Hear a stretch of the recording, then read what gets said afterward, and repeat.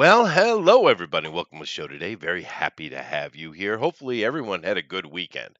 Mine was super ultra quiet, but that's not always bad. I did get some things done. However, I'm sitting here today with my cup has gone cold of coffee, and it's almost dark enough to be night.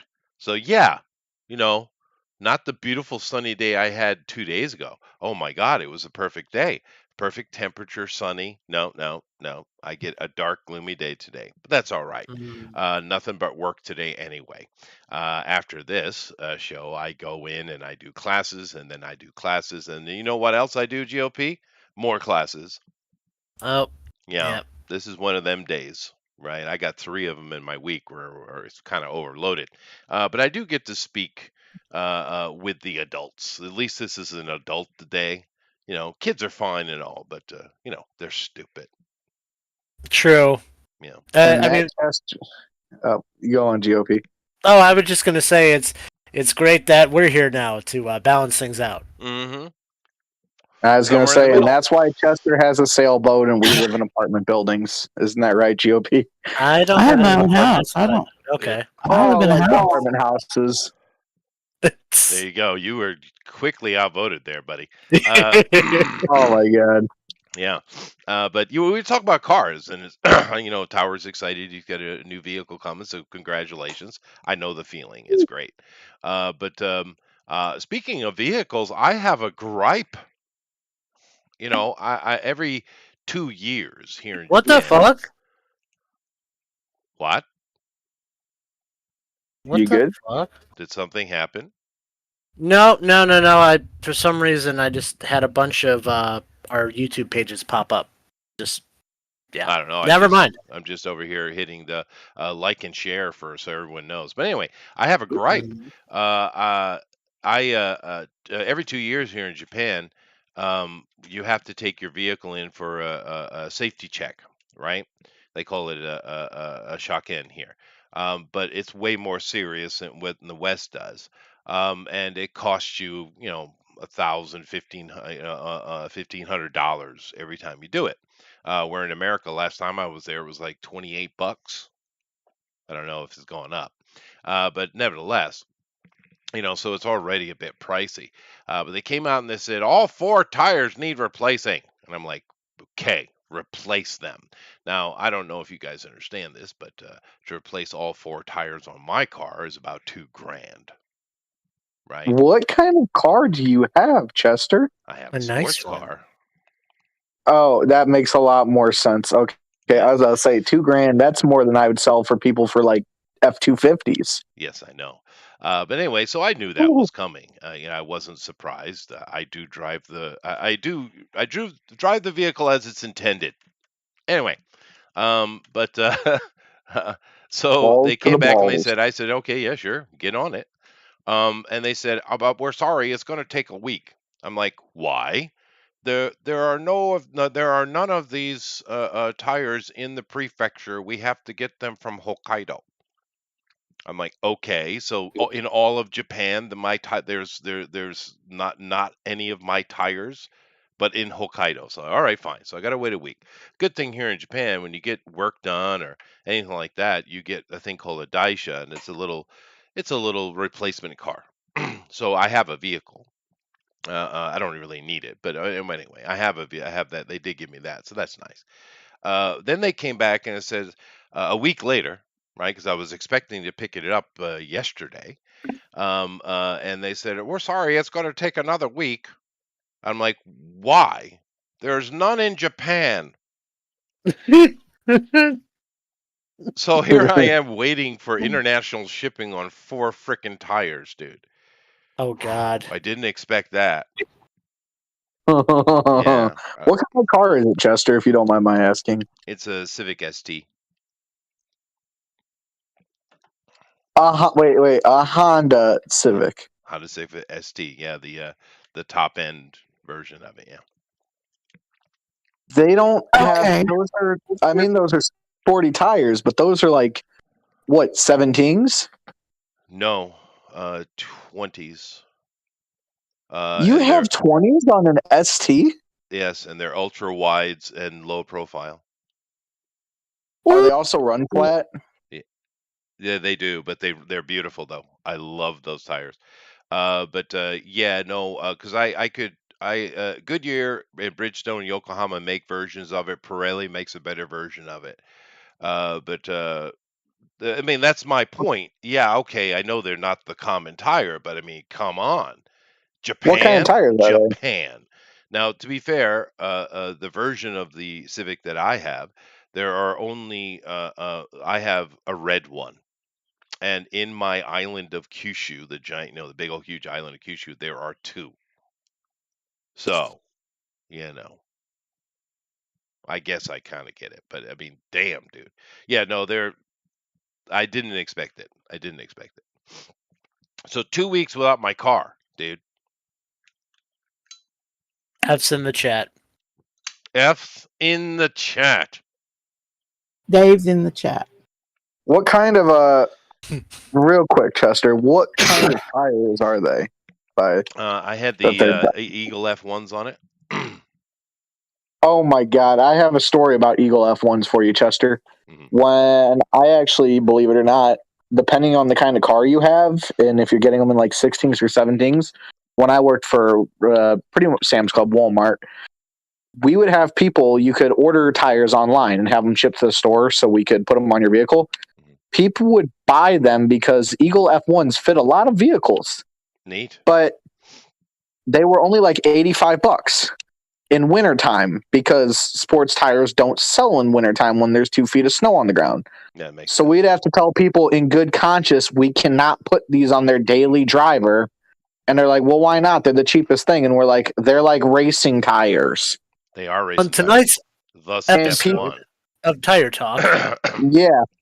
Yeah. Sorry on a tangent. But yeah, people would get so mad because in wintertime they would put like huge layaways on them because they just don't sell. So we'd always have someone in like a Prius or something order them and then be so mad that we won't put racing tires on like an old beat up car, like a city car. Yeah, no, it It's is. like- I didn't know they dropped that low.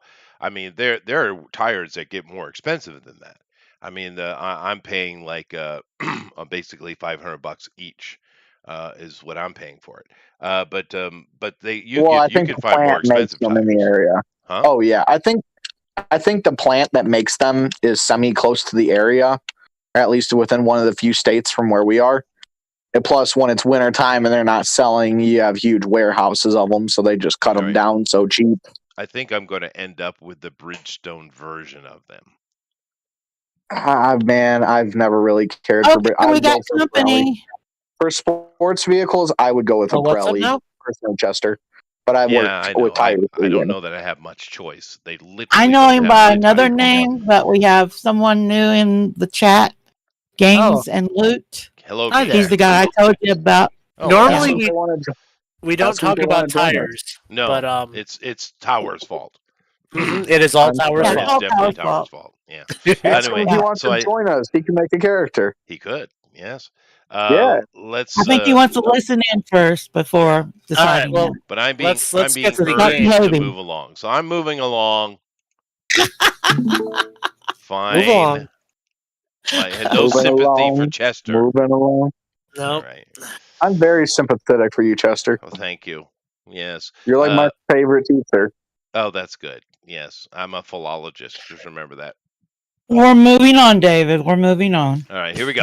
Philologist. Anyway, of course, everyone, welcome back. We've been continuing our Umbral campaign here. This is session 12, and I do believe we're on the 5th or 6th. I think it's the 6 or 6.3 we're on now. Case. Of case file, right? But nevertheless, we are using the Cortex system. I'm enjoying it. It sounds like the guys are enjoying it too. We on this channel we do try to at least taste the various different gaming systems. So we've gone through several. I'm enjoying this one. Our campaign is called Umbral, and we do have our party here with us. We have Lady's character, which is Mavis or Max.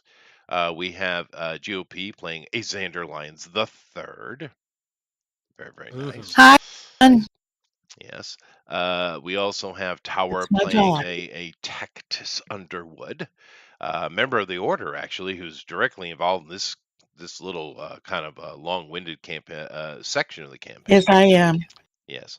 You're speaking, lady. Well, Edwin's talking to me too. Oh, hi, Edwin. Hi.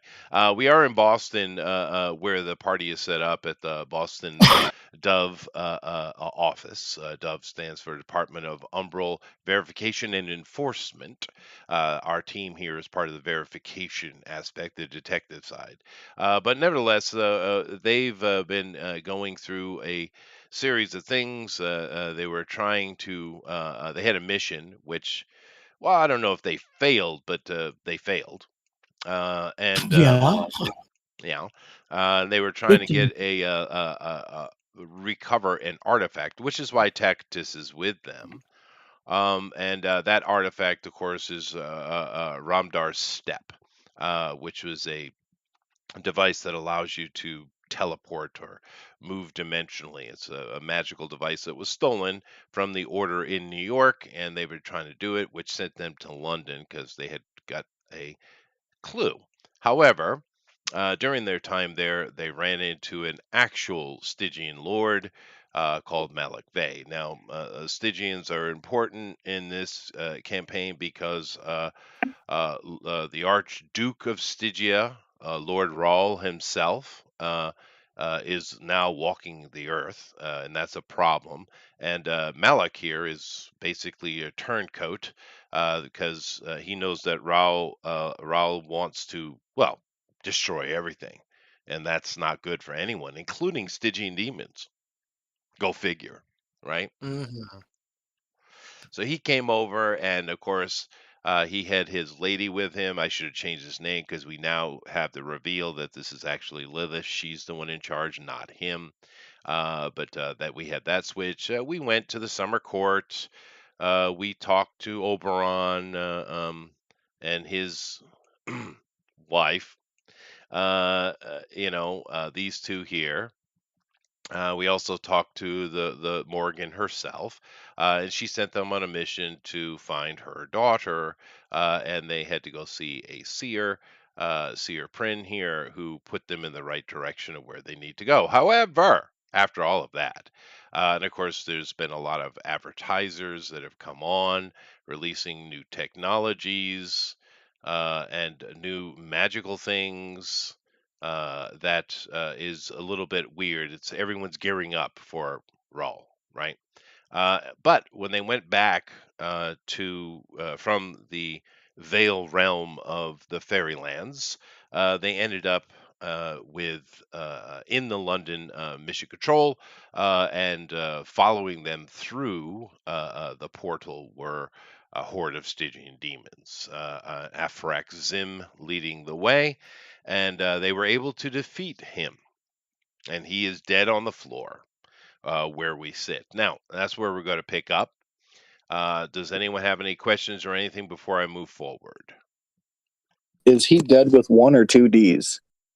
Well, you would have to check. Okay. Um. That's not what that meant, but that's like joke. He got the joke. Yeah. So I'm just gonna. There's not really a whole lot I can do at the moment. I'm going to help kind of put things together, be my usual friendly self. Good. Yeah. Well, Be to helpful. do with that said, I will give a little more information. As we know, just to reiterate, they were able to defeat Arpharax, and Arpharax had some manner of ability that allowed him to control Stygian demons. Well, who knows? Maybe he went beyond Stygian demons, but he had ability to control them, which is what made him so devastatingly difficult. And you know, when he fell, the demons that could escape did. There's a lot of dead demons in the room. Lilith herself is literally a hair's breadth away from death, which is probably an interesting experience for such a powerful creature. But you do see over in the corner, GOP, Sir Edmund is he literally has a spike of some kind sticking out of his left shoulder, making his left arm completely useless, hanging there lifeless to his side. But he's standing up, seemingly full of vigor, his arm up, and he's directing everyone to the bunker.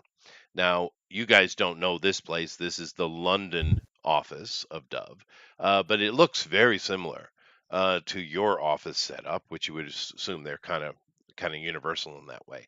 You know, your bunker is in the sub basement, and everyone is heading there. They're picking people up. They're triaging along the way, and the whole room and hallways to the side are starting to move. Lady, Yes, I was helping stench the blood flow from Lady Hess. Lilith, yeah, Lady has. Okay, Really? good. Yeah. So you're doing that. Excellent. They are starting to put her on a stretcher and pick her up to move her. Of course, Malik is there. Now we know, he's the actual, she's in charge. So he's right there, right by her side. You're helping move with that. Tacitus, what are you doing? I'm following our good friend Xander Lyons. So what are you doing, Xander? I am, because I'm not really good with the medical side, but I'm still following, or I'm still moving along, because that's where they're directing us. So, Sure. but I'll try and keep myself as helpful as I can, picking people up if they need help or helping people carry people, Sure. whatever is needed. Yeah. Yeah, and the whole and that's good. So you're helping. Everyone's helping. Of course, not everybody is picked up. Just the ones who can be triaged are. But as you guys are leaving the room, the portal itself was in weird shape. Like I said, it was flashing and doing all kind of weird stuff. It starts pulsing and banging. Someone hits. Wait, it was shut down. Yes, I know. Yes, Okay. but it's pulsing and popping, right? And someone hits a button on one of the. You're not part of the dispatch or portal control, so you don't really know. But it shuts, like the whole portal falls into the wall, and it can't because the damage is so much. And the door tries to close, and there's this big. It's not big enough to destroy the building, but it certainly causes huge more damage to that room as you hear people screaming behind you. And you all funnel down into the bunker, which is in a very similar area to yours. These Dove headquarters are built very similarly, it seems. Now, as you guys are down there, you particularly, lady, helping with triage, because it's something you can do. Tower, what are you doing now that Oh, we're in the bunker? we're in the bunker. Okay, Mm-hmm. I'm gonna start. What's it called? I'm going to start pulling Tootsie Rolls out of my coat pocket Sure. and conjuring them into different kinds of foods that are good medically to hand them to people. Like, here's some coffee. Here's some. Flintstones vitamins. Yeah. Yeah, here's some Flintstone vitamins, Yes. gummy Hershey chocolate bars, and just Yes. start passing them out to people. Okay. Okay. They might prefer like gauze or something. Yeah, maybe. Yeah, But yeah, that's okay. Let yeah. him do his thing. All right. So, I said medical, like yes, herbal tea and yes, stuff. yes. But with what is your magic level? What are we calling it for you? Just arcane? What are we calling it? It's a cult, isn't it? No, his magical ability, his power, Oh. his skill. It's D12. just occult. You're talking about his distinction? No, I'm talking about his power. Oh, well, let's see. He Oh, has two which of one? them. My folding wand or my ring No, of Jack of Trades? No, you have like cantrip spells. yeah, Yeah. no. That would be the Jack of all amulets that he's wearing, and that's Oh, it. okay. So it makes It's sense. just a magical item, No, you that's know. fine. That's fine. Okay. I thought he was actually doing the wizard thing. But that doesn't matter. Anyway, Xander. Yes. We're in the bunker. Lady's busy helping, literally directly with triage. Tacitus is doing his weird stuff that he does, but he is helping. What are you doing? Um, He's basically I'm. the best Doctor Who is who he is. I get it. Ooh, me? Well, I'm not Oh, you very little fucker. medically inclined. Um, So, so sorry, not you. okay, yeah, my treating ability is actually only a D4. I'm gonna help get people organized down here since I'm more, Okay. that's more my orientation. Now, So, time passes. Well, let's say, and not, it won't be too long. Well, we'll say a couple hours pass. In that time, lady, actually not very long after, you get a call, and the call is coming in through Paul, not your phone, actually Paul himself, and Paul tells you, because Paul speaks to you, right? Yeah. Yeah.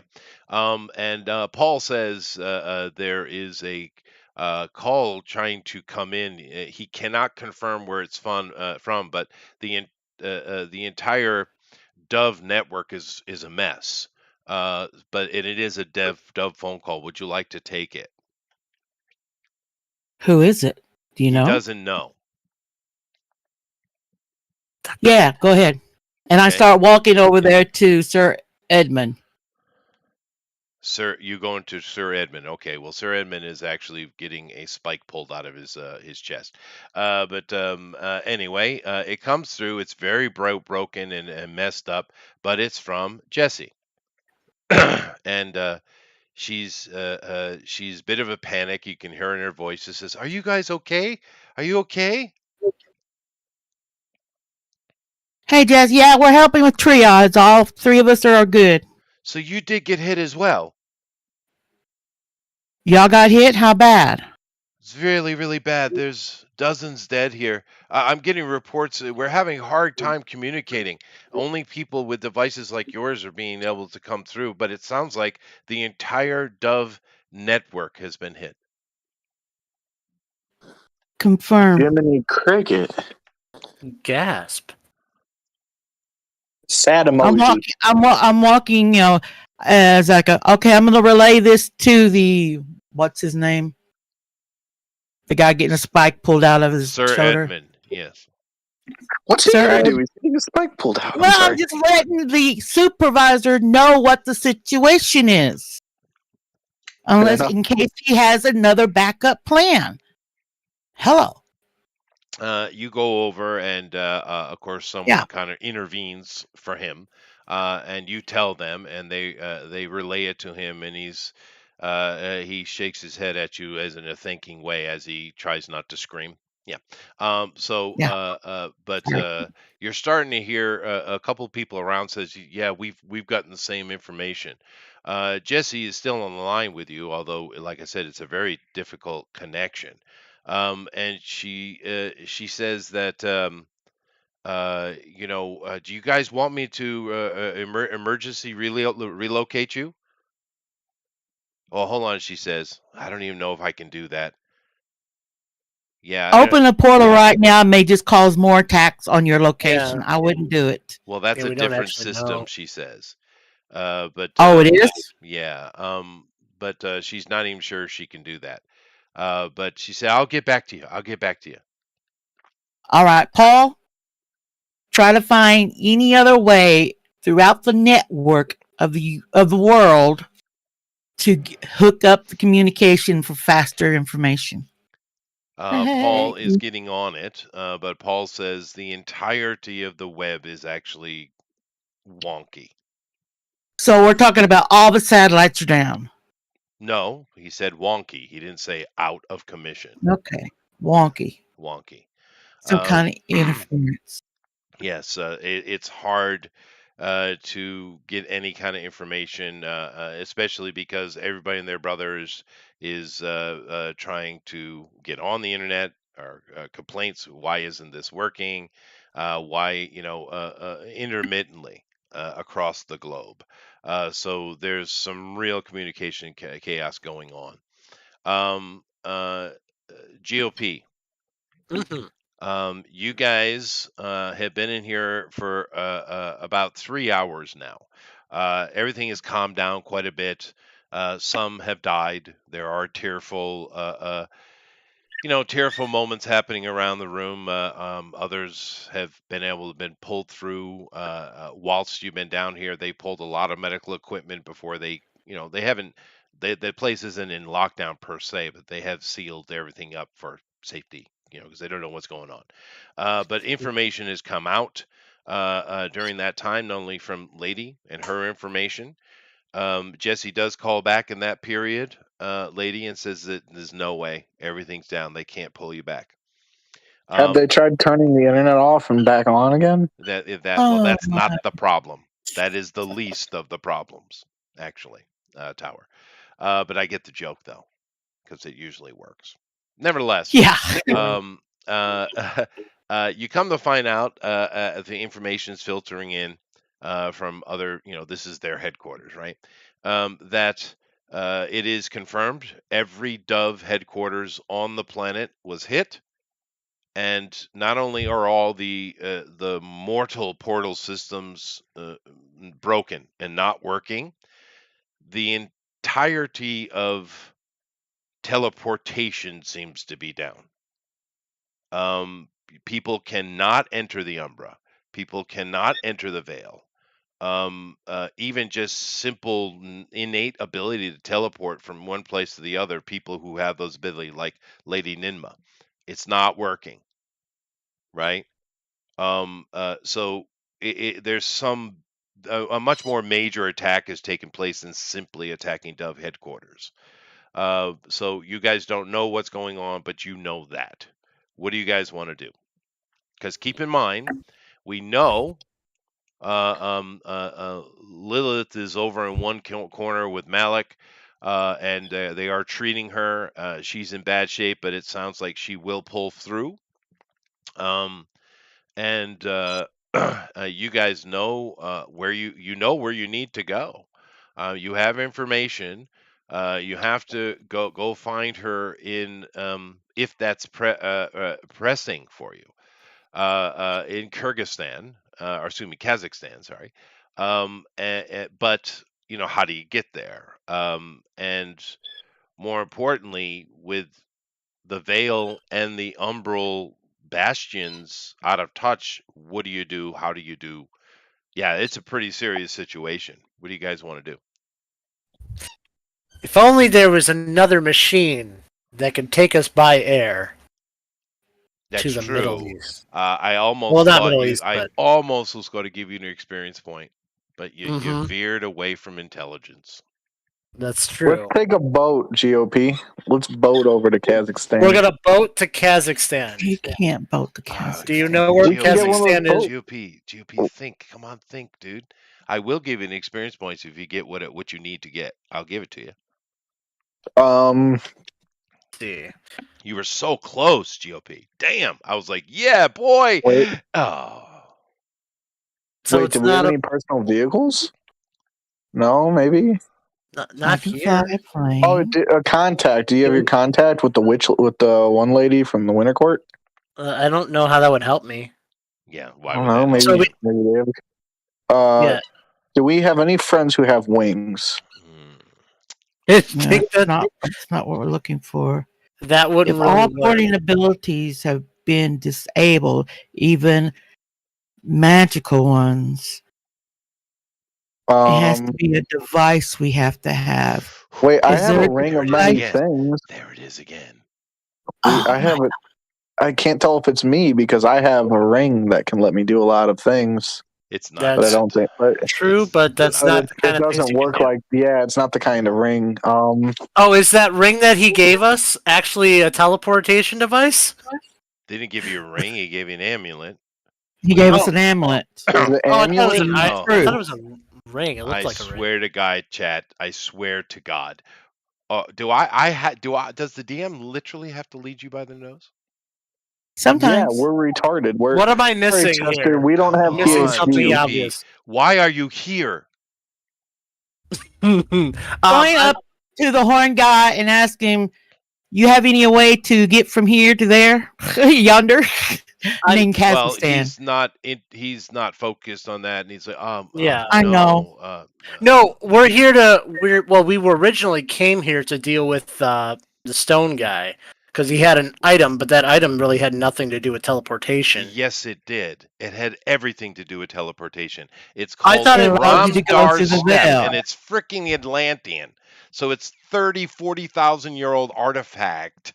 They don't make them But like they Game used to, Master, GOP. No. Game All Master, right. you Okay, Yeah. told let's us use everything that has to Atlantis' do. rod. Okay. Hold up a sec. The issue was like with the device. If I remember correctly, what you said about the device before, it lets you shift to different uh, Yes, planes. yes, But I didn't think it could like transport you over distances as well. So maybe that's just me misremembering the device, what it could do.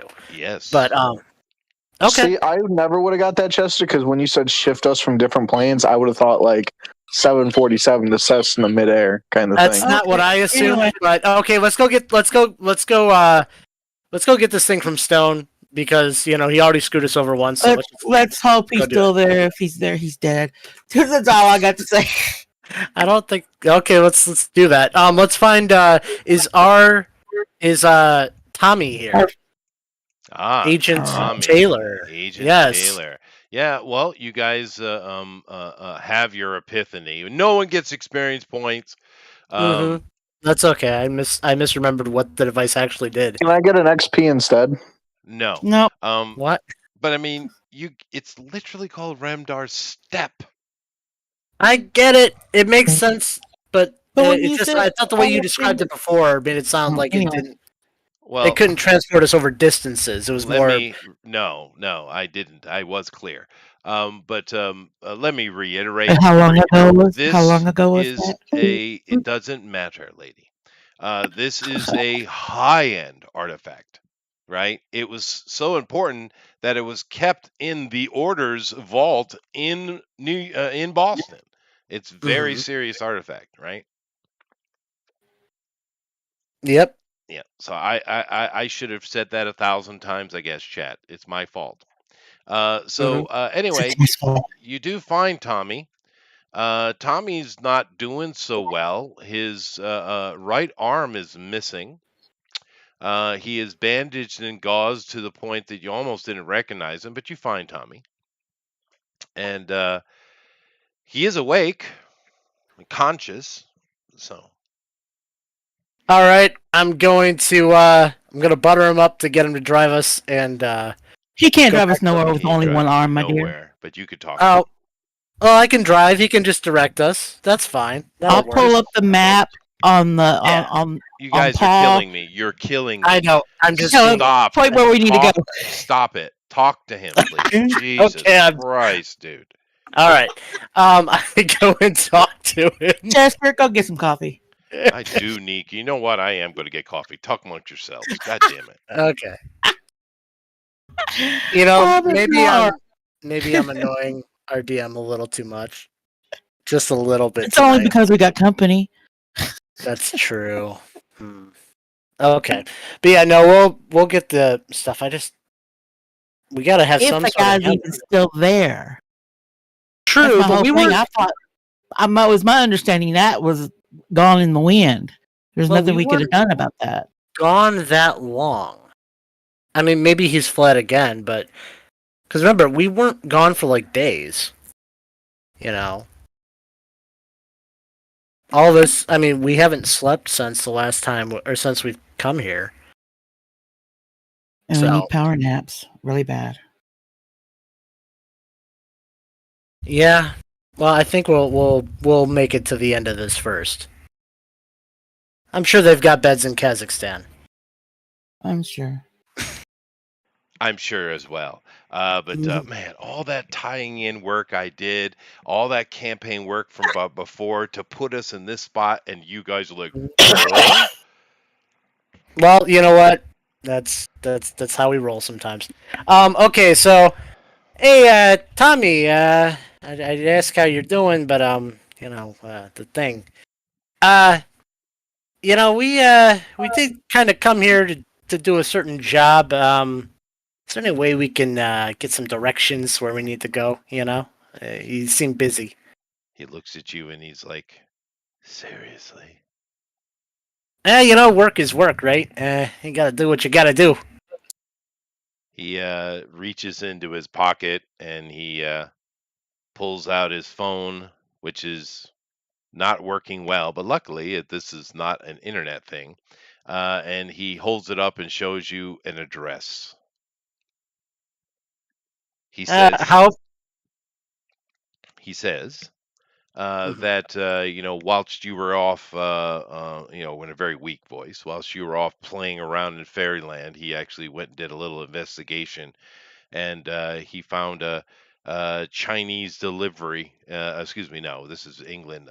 Indian curry delivery to this apartment, and it was confirmed via picture of being Stone, and but they haven't received an order in a week. But that's all he's got. All right. I don't have any English money. Can I borrow some more cash for a cab?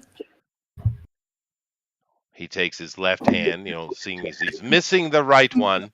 I know. And he goes into his pocket across his chest. He pulls it out and he tosses you a set of keys to a Lexus, sub basement 3. Much appreciated. We're going to just ignore the fact that they drive on the wrong side of the road. Okay. So I am let's go unless you guys have anything else you want to do. Let's get this moving. Yeah. All right, you guys are able to get out of the place, easily, of course. And where was I here? Oh, there it is. Yes. And you find the Lexus SUV in the basement amongst many other vehicles. You do come across as you're kind of heading through the building because you're in a sub basement anyway. As you're heading to the building over in that into that area, you do see a few bodies scattered here or there, whether they be mortal or Stygian or not. But you're able to get to the vehicle and get outside on the street. Now, the actual shit is hitting the fan, right? The Dove agencies are down. You don't know how many have been lost. You know that the London ones survived. You know that the Boston ones survived, not without casualty. You don't know the status of the entire world. You probably heard a couple pop up in that past 3 hours. But it's really, really bad. The internet is a mess, but the average person just thinks the internet's having a bad day. However, as you're driving down on the street, it strikes you because you're heading to your destination. It strikes you as odd because the world is normal. Families walking down the street, it's a Saturday, so people are off. People in parks, kids on corners chatting, skateboarders, what have you. It's the most normal, and it's quite a beautiful day actually, and everyone's enjoying it outside. It's just the mundane nature of the outside world just strikes you for a second because they have no clue what's going on as you guys drive along. Now, who's driving? I'll drive, even though I have a driver 4. I have a drive 4 too. I think that's more for just like if you want to do like special driving, like fancy stuff. Yeah. But yeah, no, I'll drive. Okay. So this location is a bit to the east of where you were. It takes you a little bit, but it's like I said, the most normal day ever. It's a beautiful sunny day in London, and you get to your location. Now, this place is more modern. Um, yeah, apartment building, you guess. But you have the dress, and you guys head up. And you get to on the 6th floor of this building, you get to the apartment number that you're supposed to go to. What are you gonna do? Okay. I'm going to. Oh, on the way up, is there like maybe somebody who works at the building on the way? because I've got a plan for it. I'm going to I'm going to cast my illusion magic in front of the door. I'm going to knock on the door and kind of move off to the side, so it looks like one of the building employees is knocking on the door. There are no employees. This is just an apartment building. Okay, fair enough. I didn't know if it was a swankier kind of thing. No, it's All right. actually it's a bit lower end actually. Okay, never mind. It's gonna look like some random older guy. Okay, Just because he knows what we look like. We've seen him before. sure. You spoke to him. Mm-hmm. So you go up to the apartment, you put your plan in action, you knock on the door, have your illusion in place. Everyone is standing off to the corner. Right, Tower? Tower's not here. I don't know Tower's what happened. He not dropped. here. Oh, great. Tower dropped it. Well, But yes. okay. Yes, he stands out of the way so he can't be seen. No answer.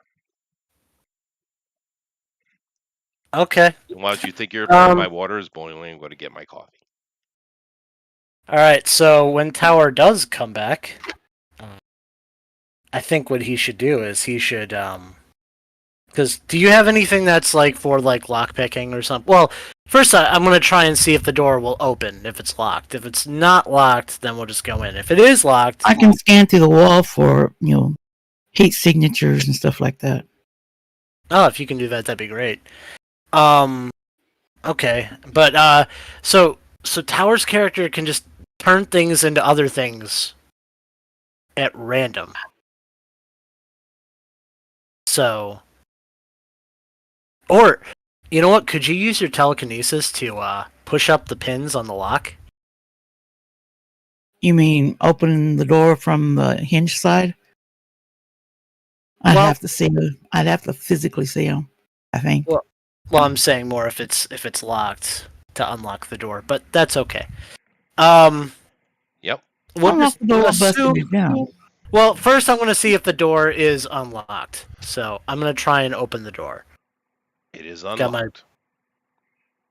All right. I'm going to have my illusion ahead of me. So if somebody tries to attack it, it's it's a decoy. And then I have I'll take points, I guess, if you guys want to follow me in. Yep. So I'm walking in the room now. Okay. What do I see? You open the door. There's a hallway heading down. You see it opens up on the right and left side further down the hallway. And there are two doors on the right and a door on the left. Okay. Tower back? No, Nope. Tower's not back. I don't know. He dropped. Okay. Give me. we'll go to- You have his character in front of you.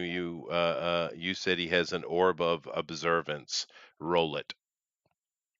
Okay. Well, it'd be part of his notice roll. I understand. Just please roll it for him. Okay. I'm gonna do shortcuts. All right, so that's a D12, D10, It and goes with two the wings. D8. 12, D10, and two D8s. Here we go. And not great. Yeah. Okay. Not enough. That's 10 with the D.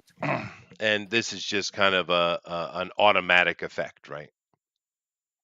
Yeah, it's just something Yeah, that's okay. kind of swirling Good, around him. Good. So I mean that's fine. Yeah, but it's not something that PowerPoints get applied to and stuff like that. So it wouldn't have been enough anyway. I think he would have had to throw a hero dice or something in there. But it doesn't matter. It was worth the try. What do you guys want to do? There's two doors on the right, one door on the left. Further down the hallway, it opens into on either side. You can see there's no doors. It opens and you can see light. So there's two open rooms ahead of you. But what do you want to do? We'll go left first. So do you pass the closed doors and just go down to the opening area? All right, whichever door is closest is the one we'll hit first. I don't. Yeah, we'll hit the closest door, and then we'll kind of work our way distance wise. Okay. I'd rather not pass a door unnoticed, just in Sure. case, You go down just a little bit into the door, and there's a door on the left and the right that are equally equidistant to each other. Which would you like to open? We'll do the right. Okay.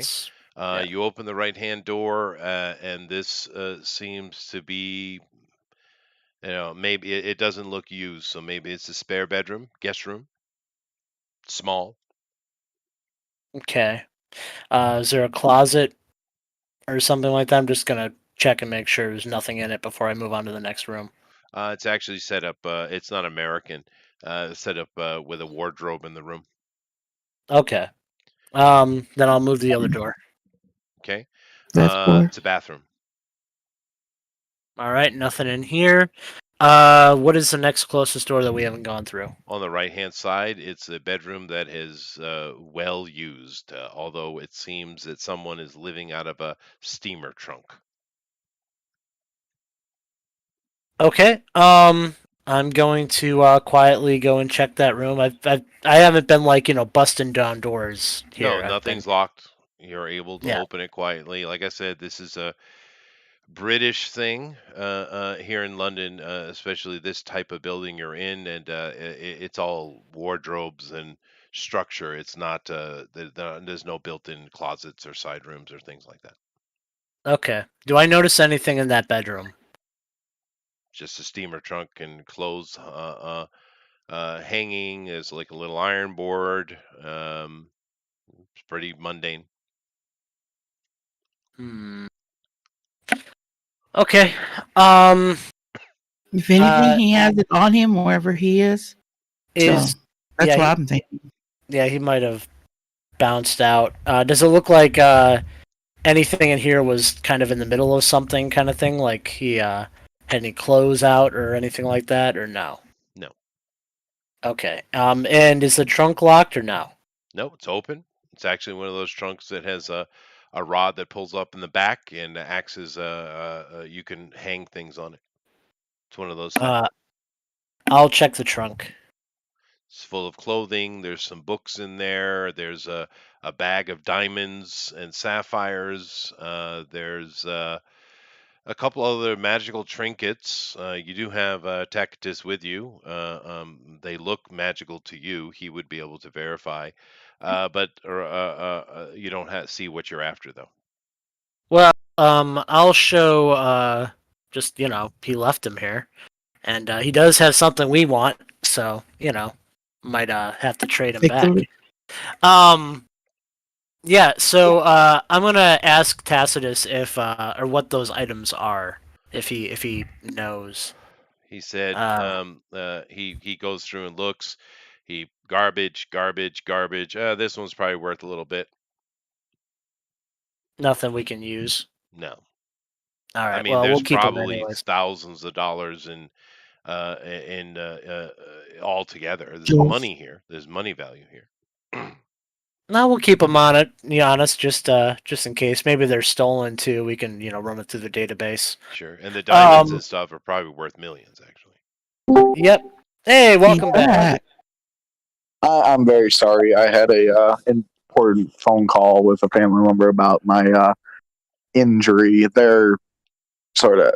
I'll explain later. Okay. Okie dokie. Everything's good. Yeah, no, it was.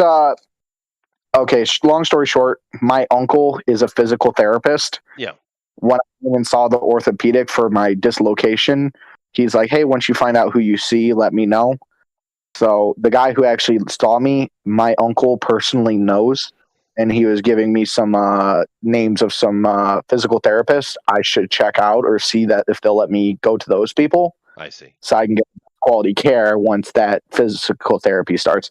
But he works really strange hours, and this is the first time I've been able to get a hold of him in the last week. So it was one of those, got to take this call. Oh, I get you. That sounds good. Alrighty. Well, you guys And are in a room tower. You're in the apartment of Stone. You guys are here to find Sebastian Stone. You're looking for Ramdar's Step, right? The artifact that he stole, the ancient artifact. And so far, you guys haven't got out of the hallway.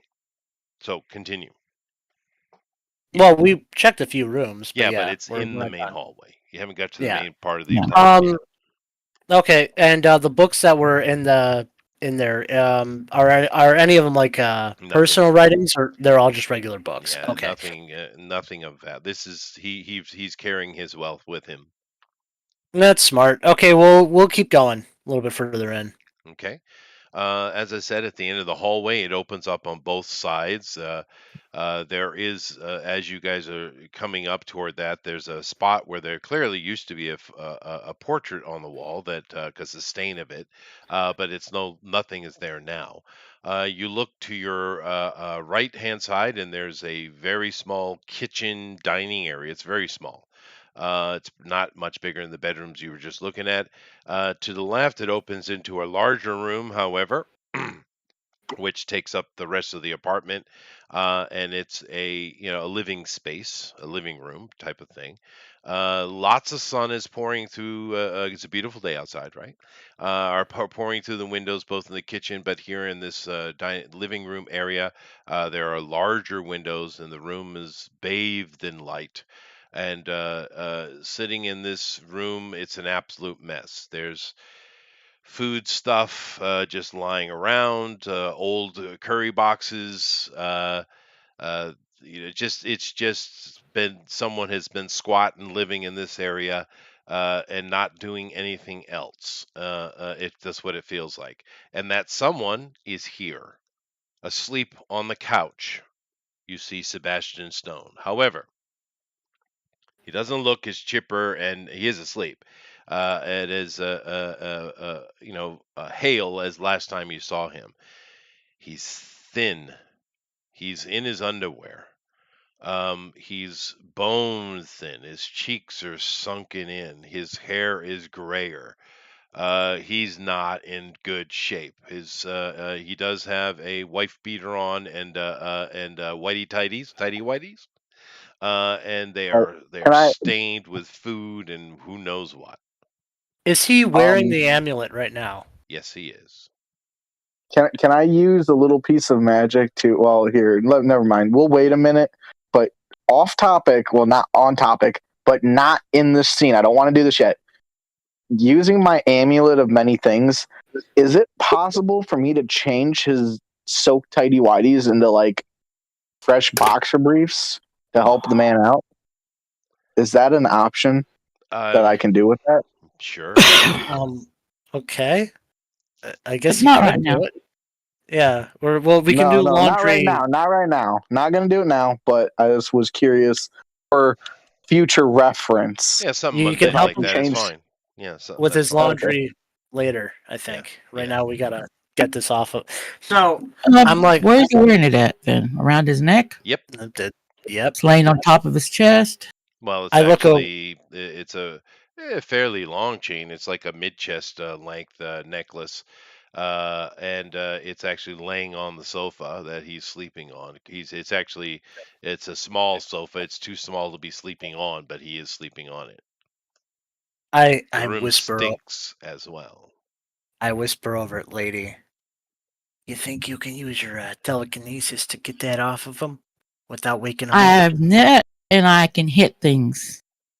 Doesn't mean I can lift things without waking them up, You but could try. I could try.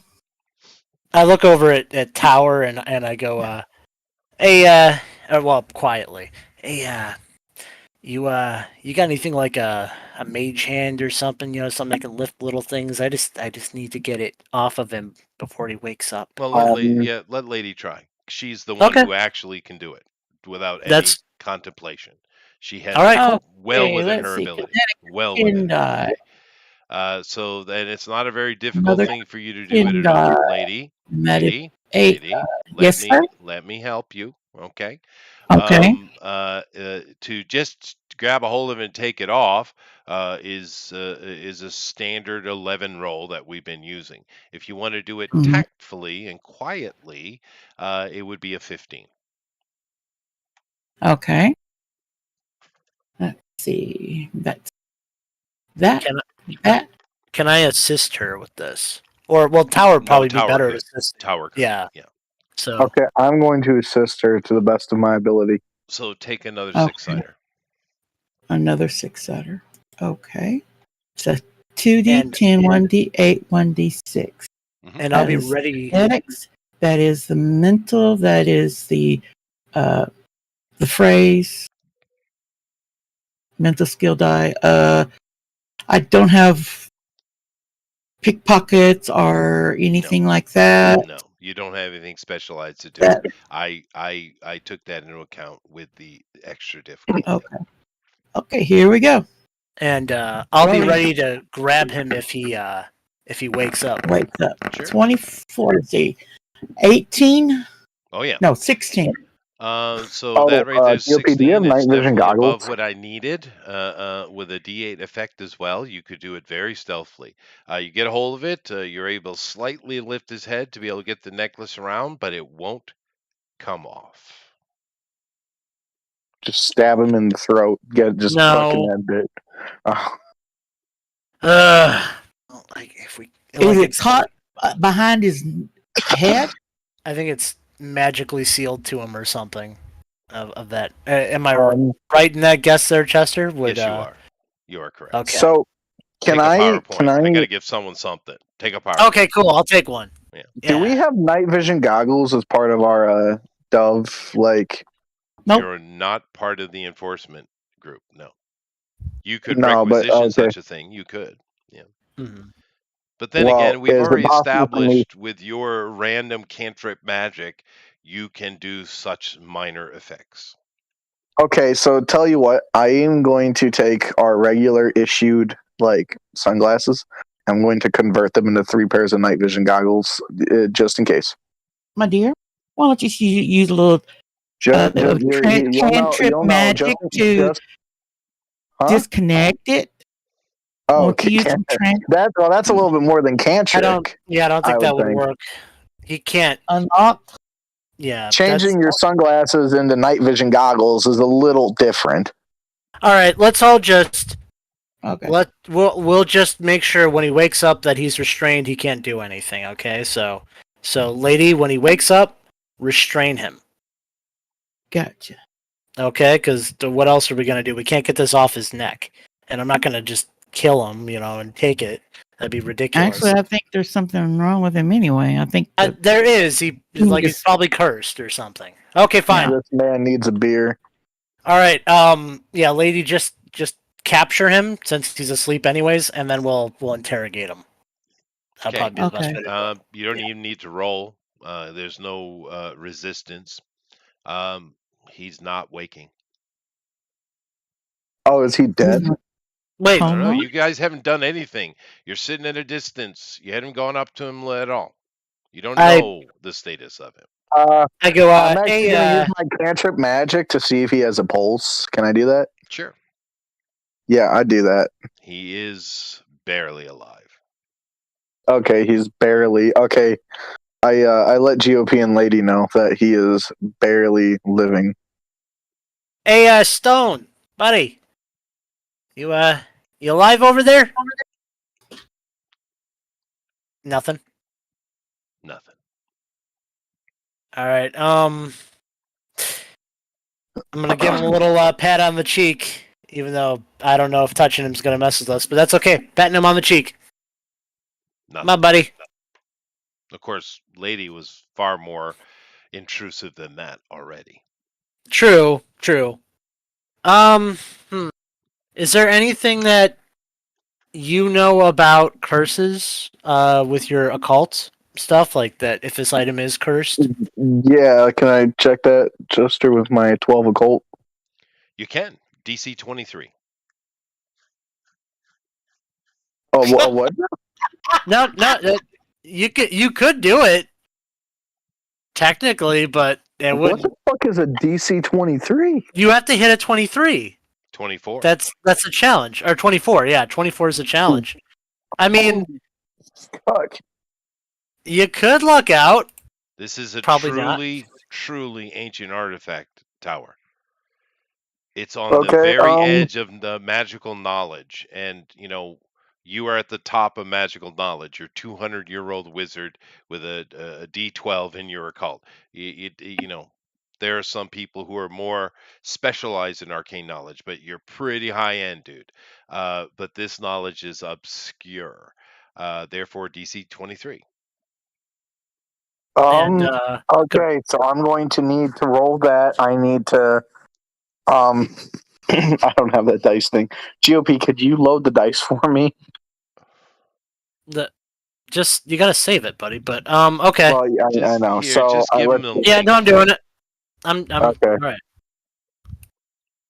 Well, here I'll roll for him, lady, if you want to give him the link real quick. Let's see. So, his occult would be with not using offensive magic.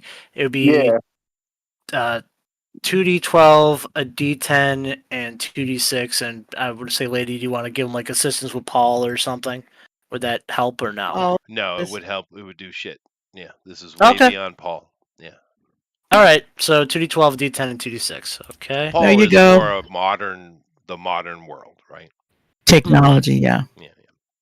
All right. Well, I'm rolling for him. Not actually terrible, No. but I mean, If he sends Would a power you- point, he's over. would you want to spend a point? Yeah. Oh, do you have any points to spend? Well, you That's Oh, all we get always get one a at the point beginning of beginning. every session, right? Again, Yep. So I'm going to use that one I got. okay. So he's good then. All right. So he makes the impossible roll. Very nice. I mean, that's cool to be able to see you guys can do those kind of things. Tacitus gets up and he's looking at the magic of what's going on. He becomes more curious. He gets closer. He starts taking out various implements. Tootsie Rolls gets changed, and he starts. There's like a full-on magical investigation going on here in this room. He's sitting on the coffee table as he does so, and Stone does not stir even a bit. His breath is so shallow that if you didn't have medical knowledge or magic, you might think he's dead. At the end of all of this, Tacitus goes white. He already is white, but he goes more white. He goes pale. From your early academic days, Tower, your character recalls what's going on here. It brings you to a very difficult decision. Basically, what you're dealing with here is this artifact is truly ancient, and you know that one of the how you know this is from a case study that the ancient magi, the ancient not magi wizards, back in the old Atlantean Lemurian age, they would often trap magical artifacts with a certain demonic spirit called a Lorenfree. And these things are, well, you can't kill them. They're unkillable. And they're very, very, very dangerous. And there's no way you're getting this off of him. There's only one way. He has to die. Now, you do know a spell that with everyone's help here in your Tootsie Rolls, it'll take you a little bit to set up, but you could set up a spell that would detach would detach the spirit from the artifact so you wouldn't have to deal with it. But the only way to get this thing off of him and walk out of this room is for Stone to die. You know this. What you do with that knowledge is up to you. Well, with a heavy heart and a pale ass face, I tell the other two of my discovery, and I then hand them each a Tootsie Roll. I don't think a Tootsie Roll is going to help in this situation. Better than nothing. Look, you guys, I don't know how much of my past you know about, but I think it's going to have to be me. If this is truly the case, if there's no way to save this guy, then yeah, I'm going to have to do it. So yeah. It's the only way we're going to get to the Pakistan anyway. Well, That's true. GOP, we have to do this. We have to do the ritual. You do, The and it's ritual? gonna. It's Yeah. yes, Oh you yeah, have to that's do the right. ritual. I have to do Now, that after all that. so you guys have your little conversation, and Underwood starts preparing.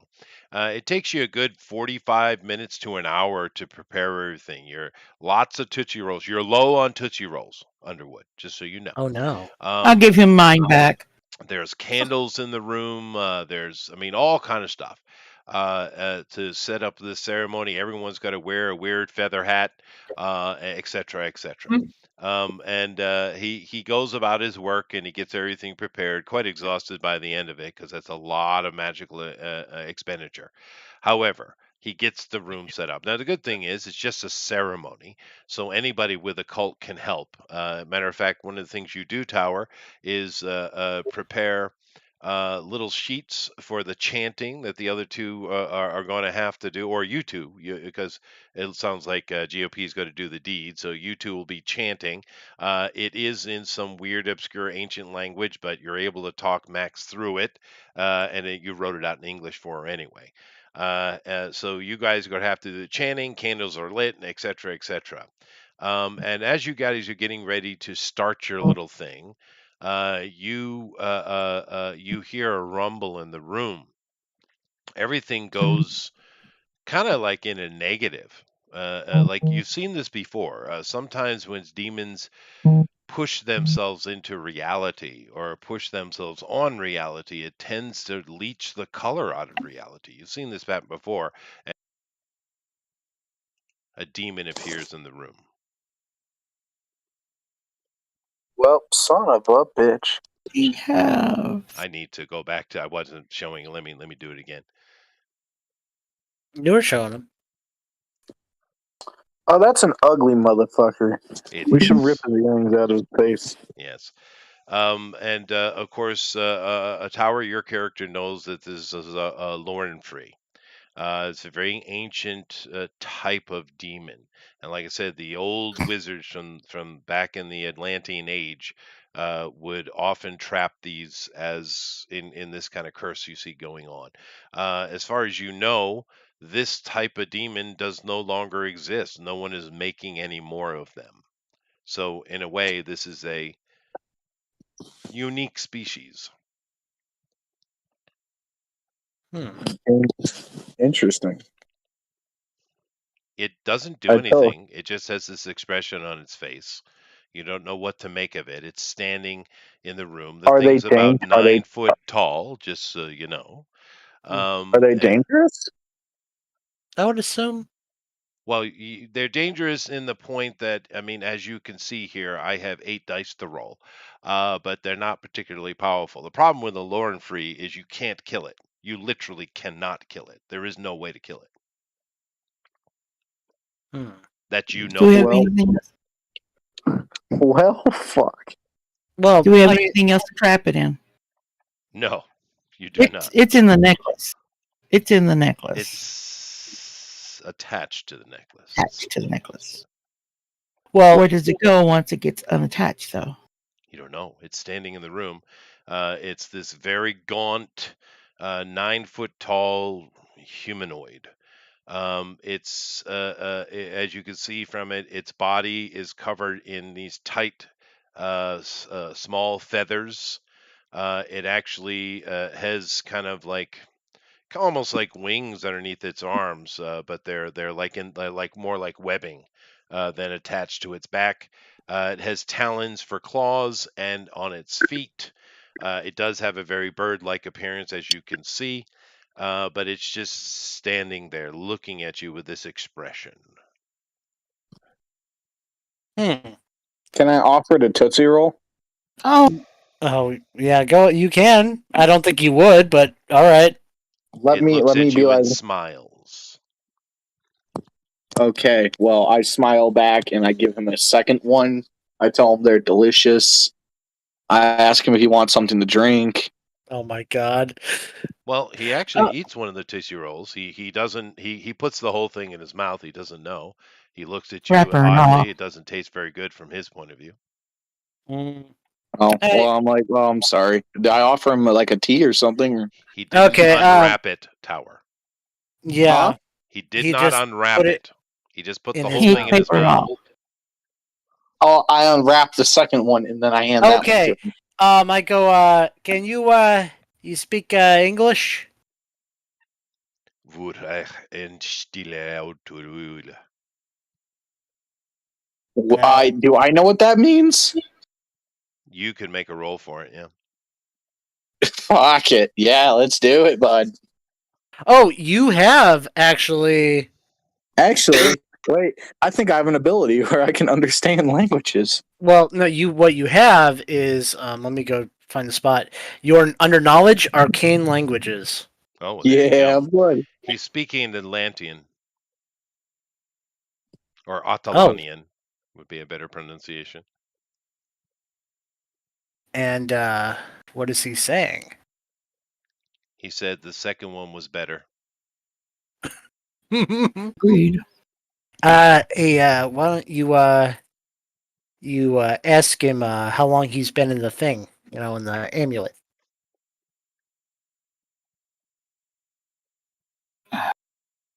Tower. Yeah. Yeah, what did Tower do? He's asking you if you would do something. Yeah, what do you need me to do? Basically, I'm asking you to ask him how long he's been in the amulet. Okay. Well, good sir, do you have a name first off? And how long have you been in the amulet? Well, he's speaking to you in you guys are communicating in his language, but he has been listening, and halfway through it, he starts speaking very rough pidgin English. He said, "Name LC, time don't know. Before great fall of water." Before it rained last week. Gotcha. I think he's referring to the Great Flood. I know. I'm just Okay. being irreverent. Okay. So, I go. Do if we were to disconnect you from that thing, what would you like to do? He actually changes the expression for a moment in one of contemplation. I eat stone. The guy. And after you eat stone, are you gonna like go? What are your plans? You got any place you want to vacation or something? He doesn't really understand the question. Um, when you are done eating stone, uh, where are you going to go next? He doesn't really know. He doesn't have an answer. He's perplexed. He's literally been entrapped in that thing for over 10,000 years, dude. Where were you before you got trapped in that thing in the amulet?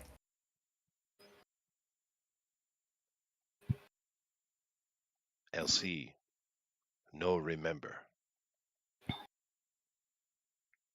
Hmm. Well, Tower's not here. He dropped again. Uh, would Tower's character kind of know where we could a place where we could put him that he would kind of fit? And that's not our realm. You know.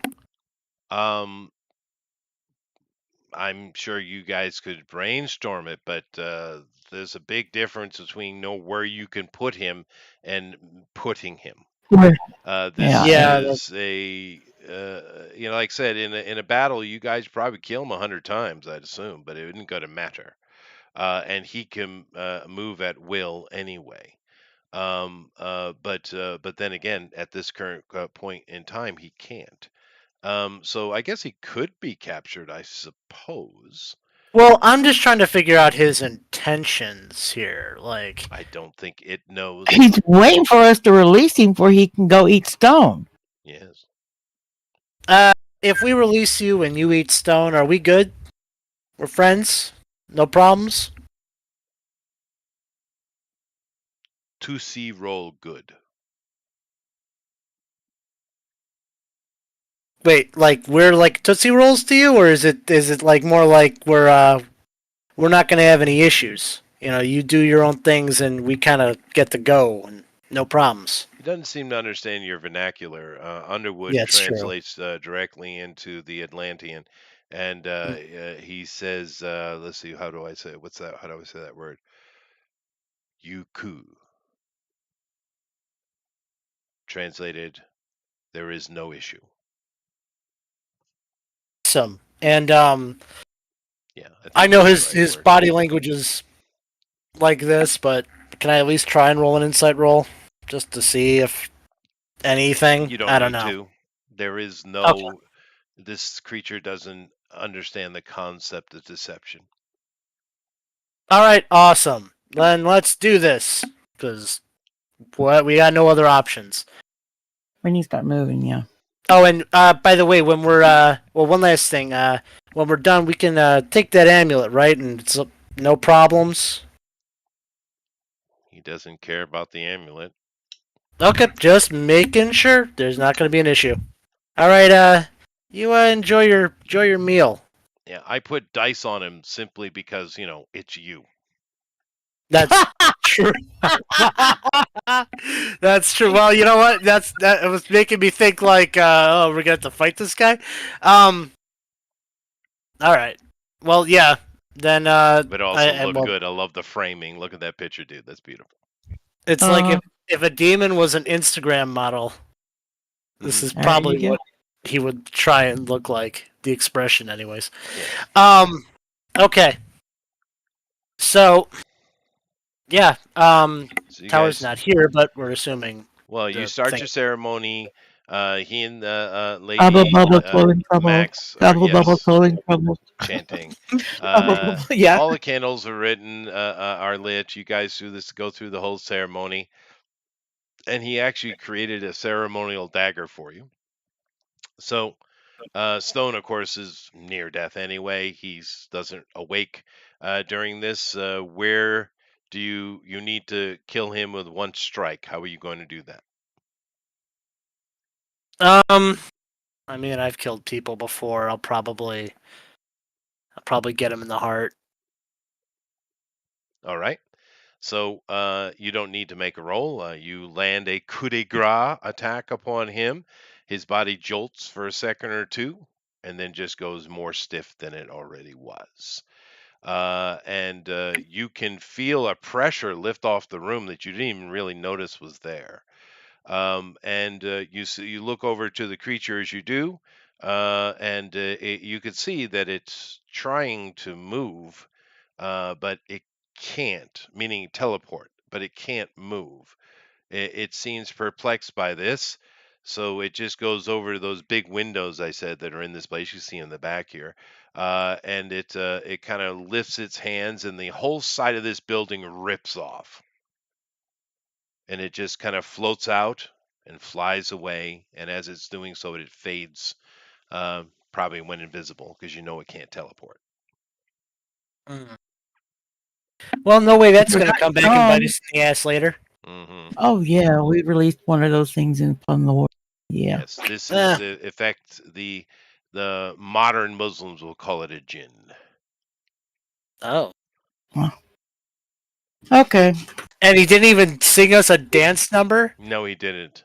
Da Oh, da da da da man. da da da da. No, not at all. Well, But that's really disappointing. it is. I know, and he's not even blue. Colors Yeah. come back to the room though, and without his presence, and the amulet comes off without any trouble. And now you have in your hand, finally, Mhm. months later, months. Hey, you know what? It doesn't matter how long it takes for you to get the job done, as long as it's done in the end. That is true. But in the end, you guys are now in the proud possession of Ramdar's step. Now, of course, Underwood's the one that's going to have to deal with this object. He is the magic guy here, and he checks it over and he looks at it, and the magic is working just fine. He's a bit perplexed why all the other transportative magics are not working, but this one he thinks is different because it literally slips through the membrane of veils, not passing beyond them. This is his. We'll just assume he makes a pretty normal roll because it's in his hand. He thinks that's why, but it seems operative. All right, let's go to Kazakhstan then. I don't even know how to properly dress, but you know, go where you gotta go. So you want to go straight to Kazakhstan, not back to headquarters, not back to London headquarters, nothing like that, just straight to Kazakhstan. Well, even if because we did have to bring the lady there, so we probably do have. But she's unconscious. We can't bring her. I mean, lady, you can try and relay back to the office and let them know where we're heading. At least that they know. But I mean, Okay. as far as I know, there's once again we can't. We're gonna try and bring the lady in the past, but she's out. She's probably not going to be True, ready to go for a and while. she's not necessary. You understand the mission. The mission is Yeah. to find Merzid or Merlin. That's your mission. And it might well be your mission as well as hers because it seems that only the champion can defeat Lord Rawl. And therefore, it's something worth doing, especially knowing what Rawl has in store for the Earth. So you don't need her per se, Mm. right? And you have the ring. Yep. I mean, unless you have a reason you want to go back, lady. Because you do have this ring. Keep in No. mind. I No. thought I Seer said it was Prin. a ring. Yeah, that but he gave Seer us. Prin gave you a ring. And no, this is Yeah. That's what I was saying. It's I'm sure it's somewhat magical, but it's not its purpose. Its purpose is introduction. Okay. No, that's just what I was asking about before. Okay. Well, yeah. If we have no reason to go back, we'll just. I will relay the message to Okay. London's headquarters. It takes a couple of minutes, but Paul is able to get through the. Like I said, he's more advanced than a standard smartphone, so he is able to make connections. And it sounds like various parts of the internet are starting to work a little bit better anyway. But there is a lot of noise online, people making complaints, news channels discussing what has happened, that kind of thing. But no one is making the connection to that you guys know has been made. However, you guys all gather together. This thing requires the wearer to bound hands with each other. So, who's going to wear it?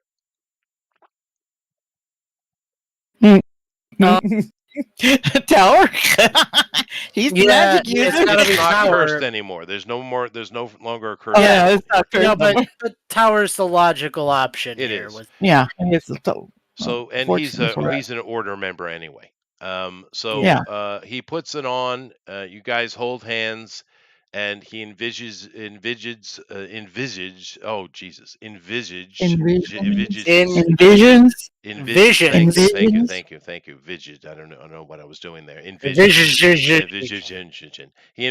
the place that you were shown, and it works. And you find yourself outside Fortress Zaysan in the eastern parts of Kazakhstan. Okay, well, I guess we start walking. Start walking. And it doesn't take you very long. You cross this little stretch. You find a pathway up to this. It's a fairly chunky building, but it's not the biggest thing you've ever seen. And you come up to the front gate as you're coming up, and there is a drawbridge which is up. And as you approach, Rising out of the ground, you see a strange sight. Oh, A golem of some kind, possibly. greetings, sir. We've got we're here to speak to Lord Magog. It floats over to you with very little emotion. The skull that is floating above this armor kind of looks at you, has an eye on its head, which opens up and seems to scan you. And then it finally does speak, although the mouth doesn't move. It says, Osmagad Theskilian is not taking visitors. Oh, we have references, and I hold up the ring. The ring quickly jerks out of your hand and is floating in the front of the face of this creature. It looks at it. Magical things are happening around its head. And the ring floats back very quickly and is hovering in the air right above you. Right in front of you, sorry. Um, I okay. I go to take it then. Yeah, Thank you you. do. And it says, follow. And it leads you in to the fortress. As you go All into right. the fortress, drawbridge comes down. This place is pretty old and tattered. You can see from the outside, right? It's a very ancient, structure. But as you go in through the drawbridge and you enter into a little courtyard, and you enter into some really big, giant double doors, you come into the building proper. And inside the building, you notice this place is more akin to a museum than a castle or a home. There are objects of all kinds in here, giant and small, set up in display cases. It's quite an impressive collection. Matter of fact, Underwood is literally drooling, right? It's a very impressive place. You walk amongst these, you see more of these Mikey and Machina floating around, dusting stuff, carrying boxes. You also see off in the corner groups of Ishi, actual, elves, right? And they see you and disappear around corners. And you're just following along as this thing takes you into, well, I guess it's a banquet hall.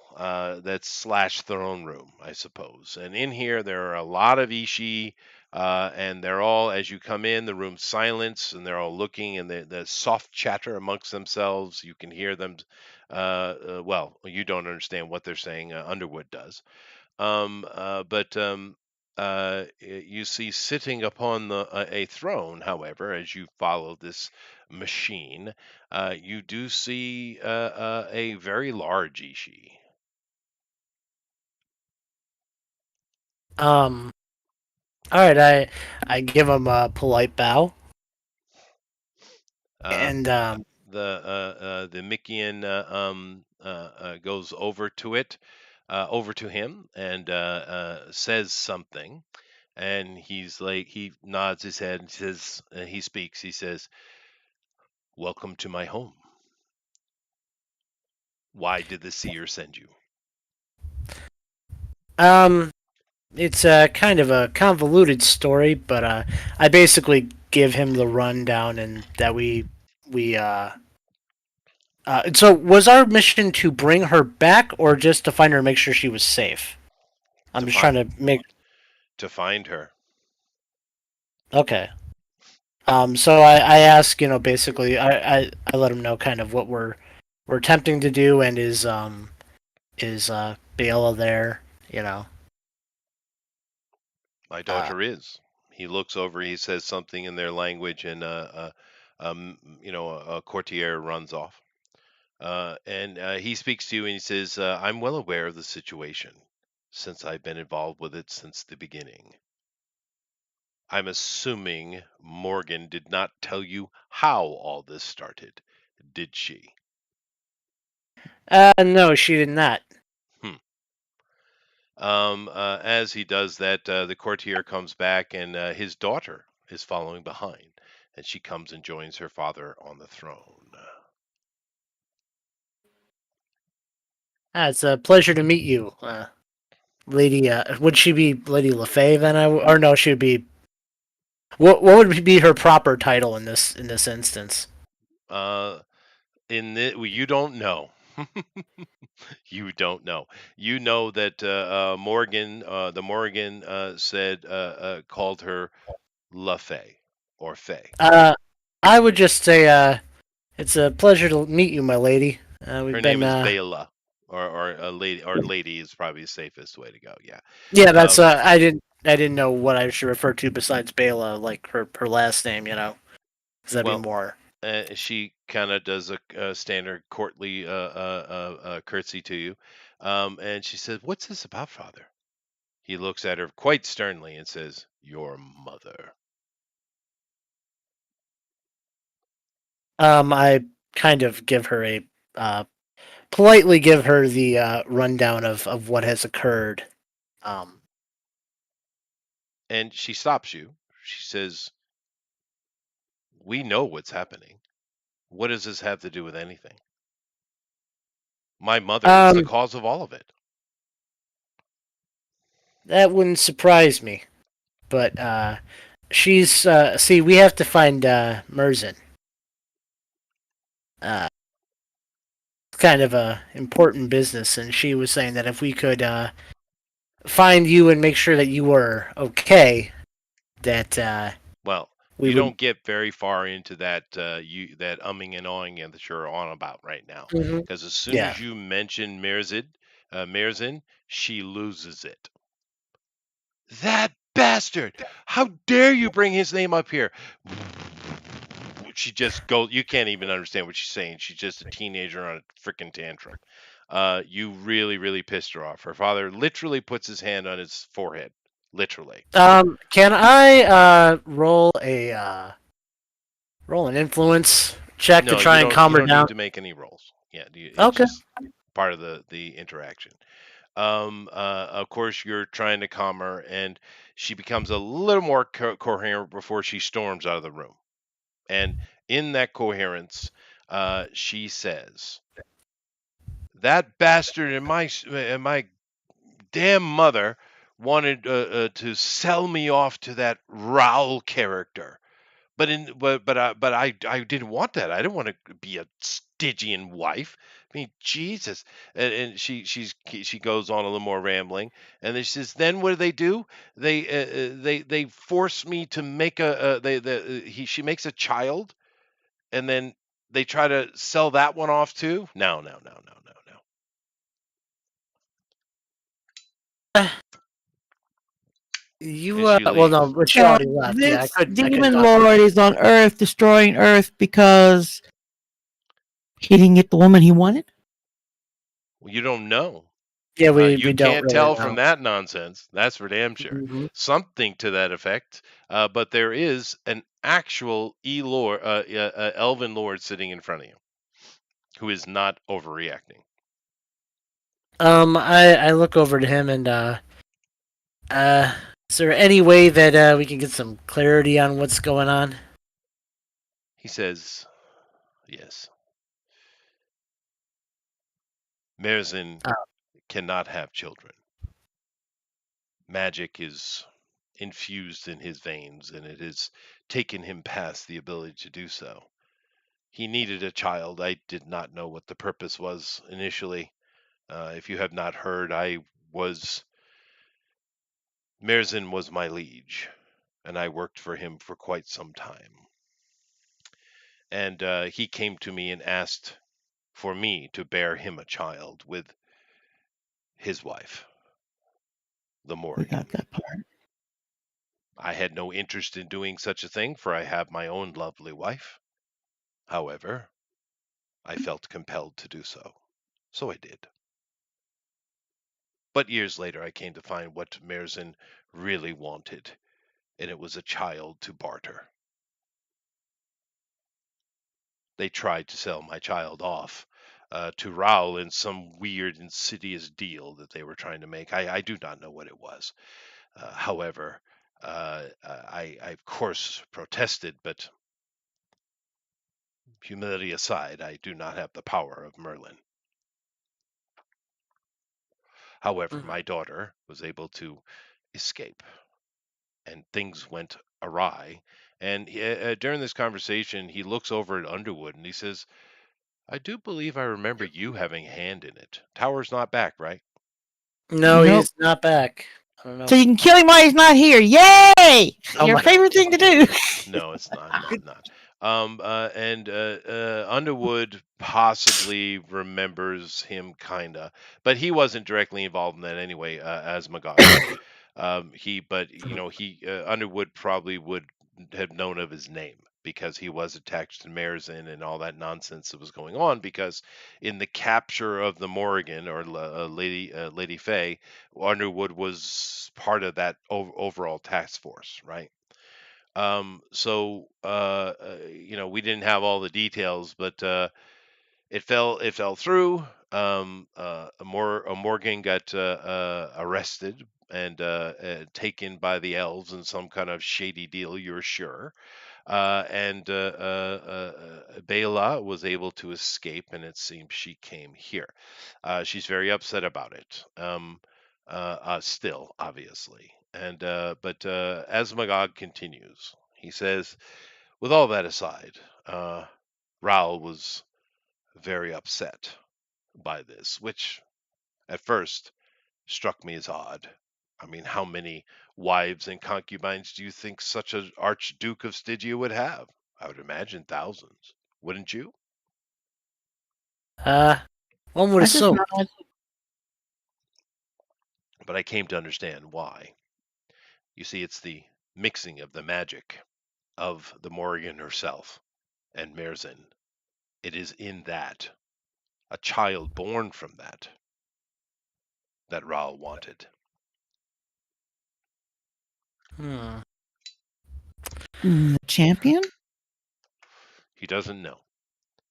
But he knows that Raoul is on this plane looking for Bela. He knows for sure that's why he's here. At least he thinks so. Well, that's why he kind of came out this direction. Right. Hmm. All right. Well, I mean, unless you know where we can find Merlin, because we still have to have access to his champion. I do know where he is. Well, then we can skip the whole LaFay affair. Yes, there wouldn't have been anything to come of that anyway. As he's having this conversation with you, um, you see another Ishi enter the room. I should just use the word elven for you guys. Another elf enters the room. She's quite regal. She comes up, she bows to you in a very nice curtsy, and her Osmagog has been sitting down the whole time, and she sits next to her husband. And You are introduced to Lady Ardenel Theskilian. I give That's her a pretty name. Thank you. That's a nice Cardinal. look she has on her face. Tower. Welcome back, by the way. Thank you. I Um, liked it too, lady. I thought it was a pretty name. I'm sorry again. Fuck. More family members calling and asking about what's going on. Oh, gee, you were heard over a week ago and they're just now calling. Aw. Right now, this is a few family members I had talked to earlier, but they're my dad's side of the family down in South Carolina, but a few of them just got off of work, so it wasn't just one person. It was like four different people. My grandma, my uncle, and my aunt and my cousins were all like asking me about that. All right. So sorry again. Yes. I give the lady a little bow. I completely get down on both knees and do the worshiping symbol. Oh, sure. That's Okay. okay. Lady Ardenel asks, "What is this regarding, husband? We have not had guests. Have we given them refreshments?"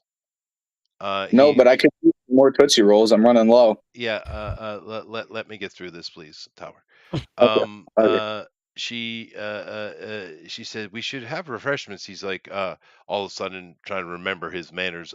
Yes, yes, yes. He it stops in the middle of his explanation because she steps up and Tower came back. And one of these Mickeans come over and he says, prepare some food. Get court members come forward. Don't be so shy. And they do kind of gather around. There are a lot of elves in this place, by the way. This is his faction, and he says that this is serious business, but I'm a collector. If you have not noticed, coming through my home, did you notice the Mickean? Yes, it was quite a work of art. It is. You realize how rare they are. Those are the last of the Tuatha De Danona army. They are all that is left. They are quite rare, priceless, I would assume. Oh, this is quite an amazing collection you have. Well, thank you. I do appreciate it, but I suppose as the refreshments are being gathered, we should finish with the information, as ugly as it is. I do know where Merlin is, and Lady Ardenel says, "Oh, that's business." He says, "Yes, my dear," and he says, "Merzin works for the Asmodean now." Why is that familiar to me? Because I use real words. Yeah, thank you. And therefore, he is in the umbral bastion of the Absu. Of course, it is rare that a demon find its way into the Umbra, because you guys know, as far as you know, demons can't enter the Umbra at all, right? They can only go into the Veil. But he is an oddity, and he is the full and true lord of the Absu. But he is also a gatherer of wisdom and knowledge, the Asmodean. But Merzin works for him now, and that is where he would be found. All right. Huh. It's gonna Is be there any way we could get an introduction to him?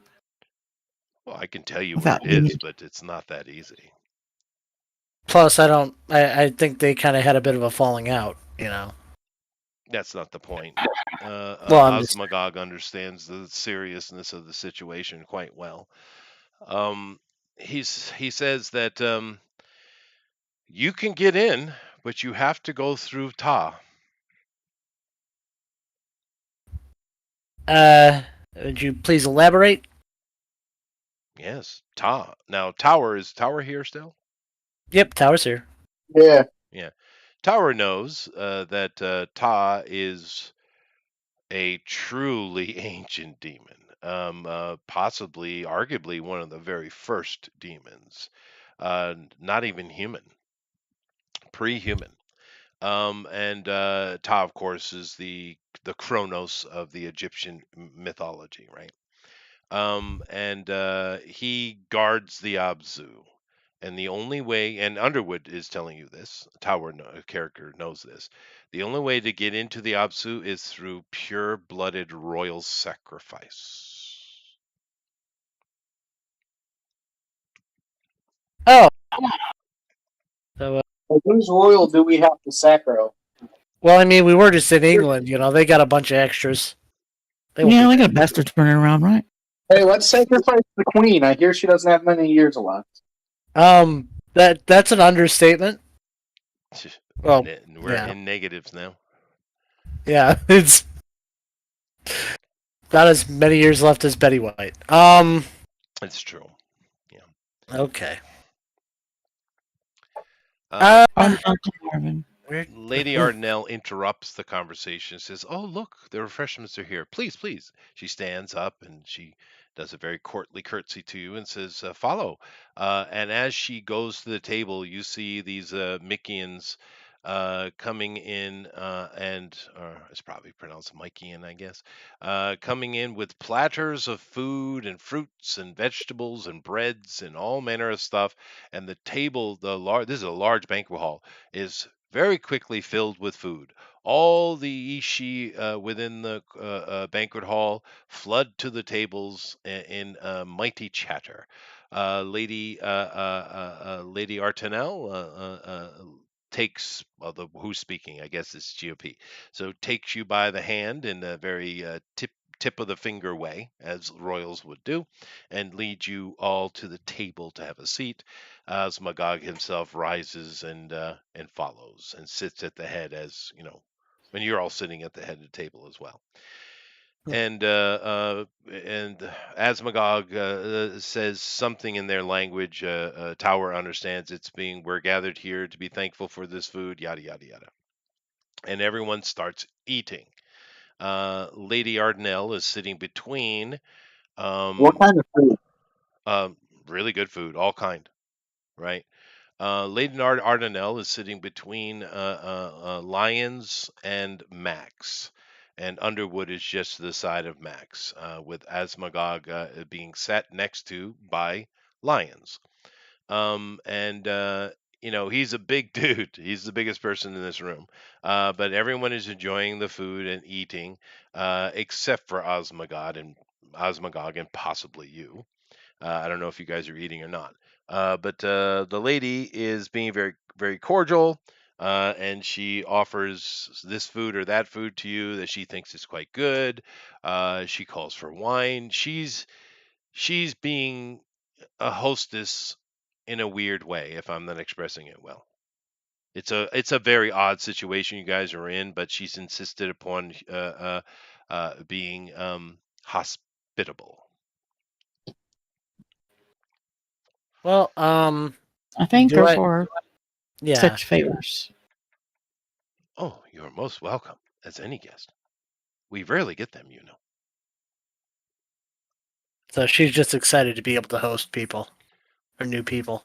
She doesn't seem very excited. Oh, so do I sense any deception in any of this? Like, Oddly, no. No, I wouldn't think so. okay, so they're I know just that's odd for me to say. The emotion I would say on these two, Bela is not here. The rest of the court seems quite oblivious. And Osmagog and Ardenel are not. They're dour, if that's the expression I would put, dour. Mm. Okay. Well, I guess I'll go along with the process. Tower, Yeah. give me an occult roll of this pretty powerful magic. 19. Well, my Colt's 12. So you have to make a roll. You need an 20. You need a 20 to win this roll. So go ahead. Just like Well, any. she is. Okay. So my Colt a D12, and then what am I, like, language If I or recall, it's no? 2d12, a d10, and a d6. Yeah. Yeah. Oh, 2D. Okay. Yeah. Let me pull up the dice app. Lady so graciously sent me a link for. Oh, Don't wow. forget Okay. to save it. Yeah, a D10, a D8, and a. You said? No. No.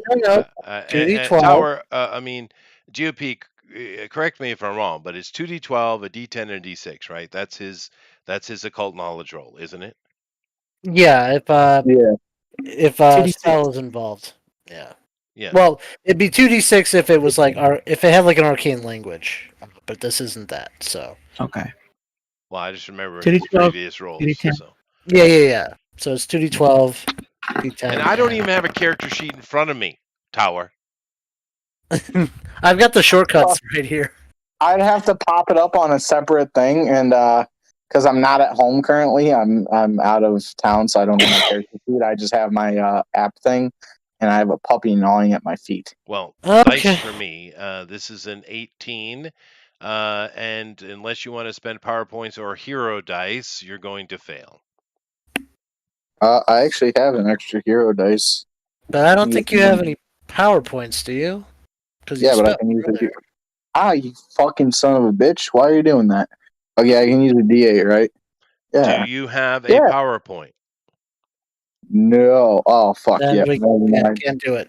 So Okay. no, you Stop didn't. You didn't pass. calling at the furniture. It's the Yeah, royal you pet. fail your roll, but something is off in the room, Tower. Oh, that's not good.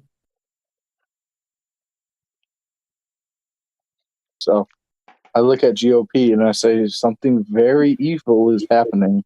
No, You say that to me? that is not at all what I said. Boy. No, that's what he says. Something very evil is happening here. He tells What? you. Okay, go ahead, GOP. Go ahead. Well, this seems like very nice to me. What do you, what you talking about there, buddy? Something in the woods is not right, guy. I can feel it in my wizard ring. You're speaking across Lady Ardenel and Max whilst you do this, by the way. Oh What- my god, it's What so woods bad. are you talking about? The woods where? GOP, can you come with me to the restroom? Like ladies? I don't. Yes. I need you to hold it for me. Giggling. Follow me. Lady or now. She giggles. Apologies. Asmagog looks over at you and he says, "That is not necessary." He waves his hand and a ring on his finger glows. All the elves of the court disappear. The room is Whoa. nowhere near as lush as you thought it was. The food in front of you is oatmeal. Wait, what? Oatmeal I love oatmeal. Oh, Why you tell me you had this? with cinnamon Hey, and honey. I immediately take my hash magic and turn it into biscuits and gravy. Yeah, well, why don't you chill out for a second, Tower? Yeah. Okay. Hasmagog says, "Sorry for that. We've just become accustomed. There are only the four of us here." I see. I understand wanting to keep up appearances. So I don't take any offense. Just being polite. It's all more for the girls than anything. We are in essence imprisoned here.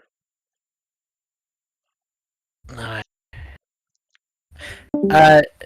If you don't mind me asking, imprisoned by whom? We're not. He said, "In essence." They're stuck here because of who is on Earth. Oh, they can't. Or Okay, even no, they've been stuck here for a Not long even that. time because this place has amazing warding abilities. There was only one person who knew where they were. One, the great seer. Only he could see where they were. Right? So this place keeps them hidden because they I are see. hunted. That makes sense. In other words, we don't know where we're at. What? Understand? Are you saying like you When think? we leave, we don't know where we were at. Oh, I see. Yeah, okay. All right, fine. Oh, okay. Is it gonna make us forget? I don't know. That'd be weird. No, that's not what she meant. Anyway, Alright. but he does apologize. It's just to fill the place with warmth and laughter. He keeps the illusion up. Well, if you want to keep it going, I have no issues. That's fine. No. Those times have come to an end. It is now a time for action. He looks over at his wife, and she shudders, and she looks even more sad than she does in the picture here. So, others, okay. So let's get down to the rub of it all. Why does he keep on coming in and out like that? Is that? Oh, he's here. He's here. Okay. Yeah. So let's get down to the rub of it. There's no way for us to get to him except through Tal. Ta. And in Yes. order to get Ta, we have to sacrifice someone of royal lineage. Pure royal lineage. Which royal lineage? There's royal mice, right? I don't think that's what you're talking about. But that is a good point. Pure royal lineage of any kind, or is it just No. Specific type, of course. I knew someone would come eventually. That's You, why you cannot have Bela. That we don't want Bela. well, Bela's safe here with you. let him. Yeah. I'm let him sorry. finish, please. Yeah. You cannot have Bela, for that would worsen the situation. You may have my other daughter, however. With that, Can we have Artnell both? stands, and she leaves the room. Shortly, she returns, followed in step by a rather young-looking elven girl, and she is introduced to you as Princess Hephaestia Theskelium.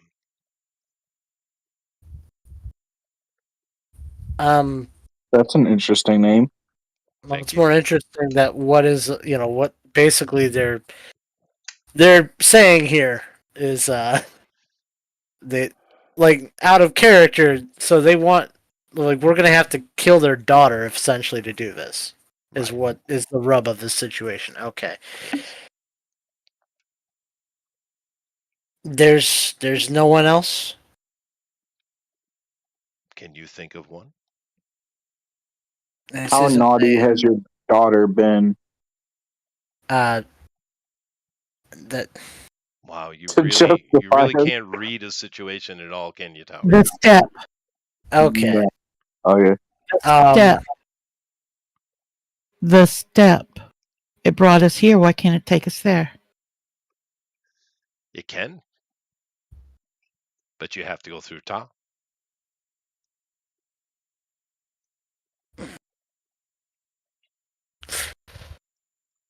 It's Well, sacrifice something to Tal or defeat Tal, right? I don't think we'll be able to beat Ta. He No. laughs at that when you say that. He's like, Ta is more than likely the most powerful creature inside the Yggdrasil. Nevertheless, Does he know LC? no, All LC right. is nowhere near. I was just trying to make sure some people in there somewhere. All right. He says that, and besides, in the current situation, more than likely, the Asmodean wouldn't speak to anyone. But one of my daughters, he would certainly take his offer. And he explains that the reason behind that is, even though he is, he's not a court ruler, of course he's not female. His wife was candidate for one, and he is one of the first creations himself. This guy you're talking to is super old, right? Now, to be fair, the elven demon type, once again in this campaign, demons are simply a way of taking a living soul and reattaching it to a mortal body, right? That's what demons are. These type are kind of similar to vampires in the fact that they're reattaching to themselves, and transformation takes place in that. These guys are uh, I don't know if they're older than vampires or not, but they are several thousand years anyway. They're nowhere near the oldest type, but Oberon is an ancient, he explains. Oberon is one of the human elders, meaning that he's probably coming from Atlantean age himself, Oberon. And eventually, Oberon got bored, as capricious as ancient gods are, and decided to make his own thing. We are that. And I and Lady Ardenel are one of the firstborn. Therefore, my child is valuable. And keep in mind, the very first creation of Oberon was the Osmodian himself.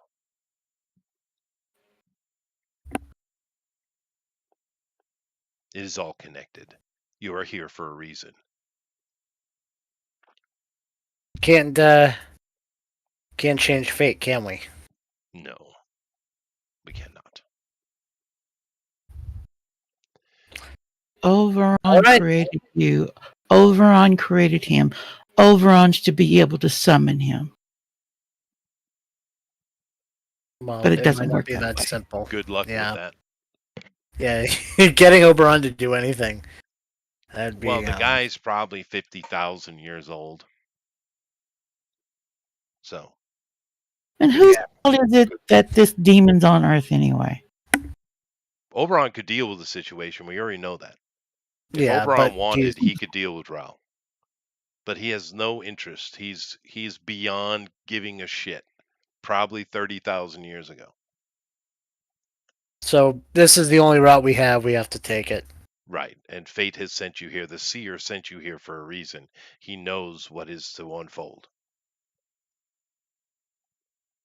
All right. Well, what's our next step then?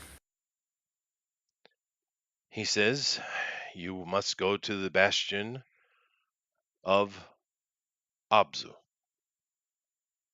deep in the Umbra.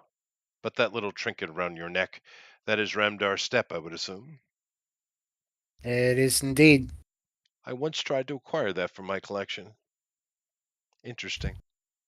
It's very powerful.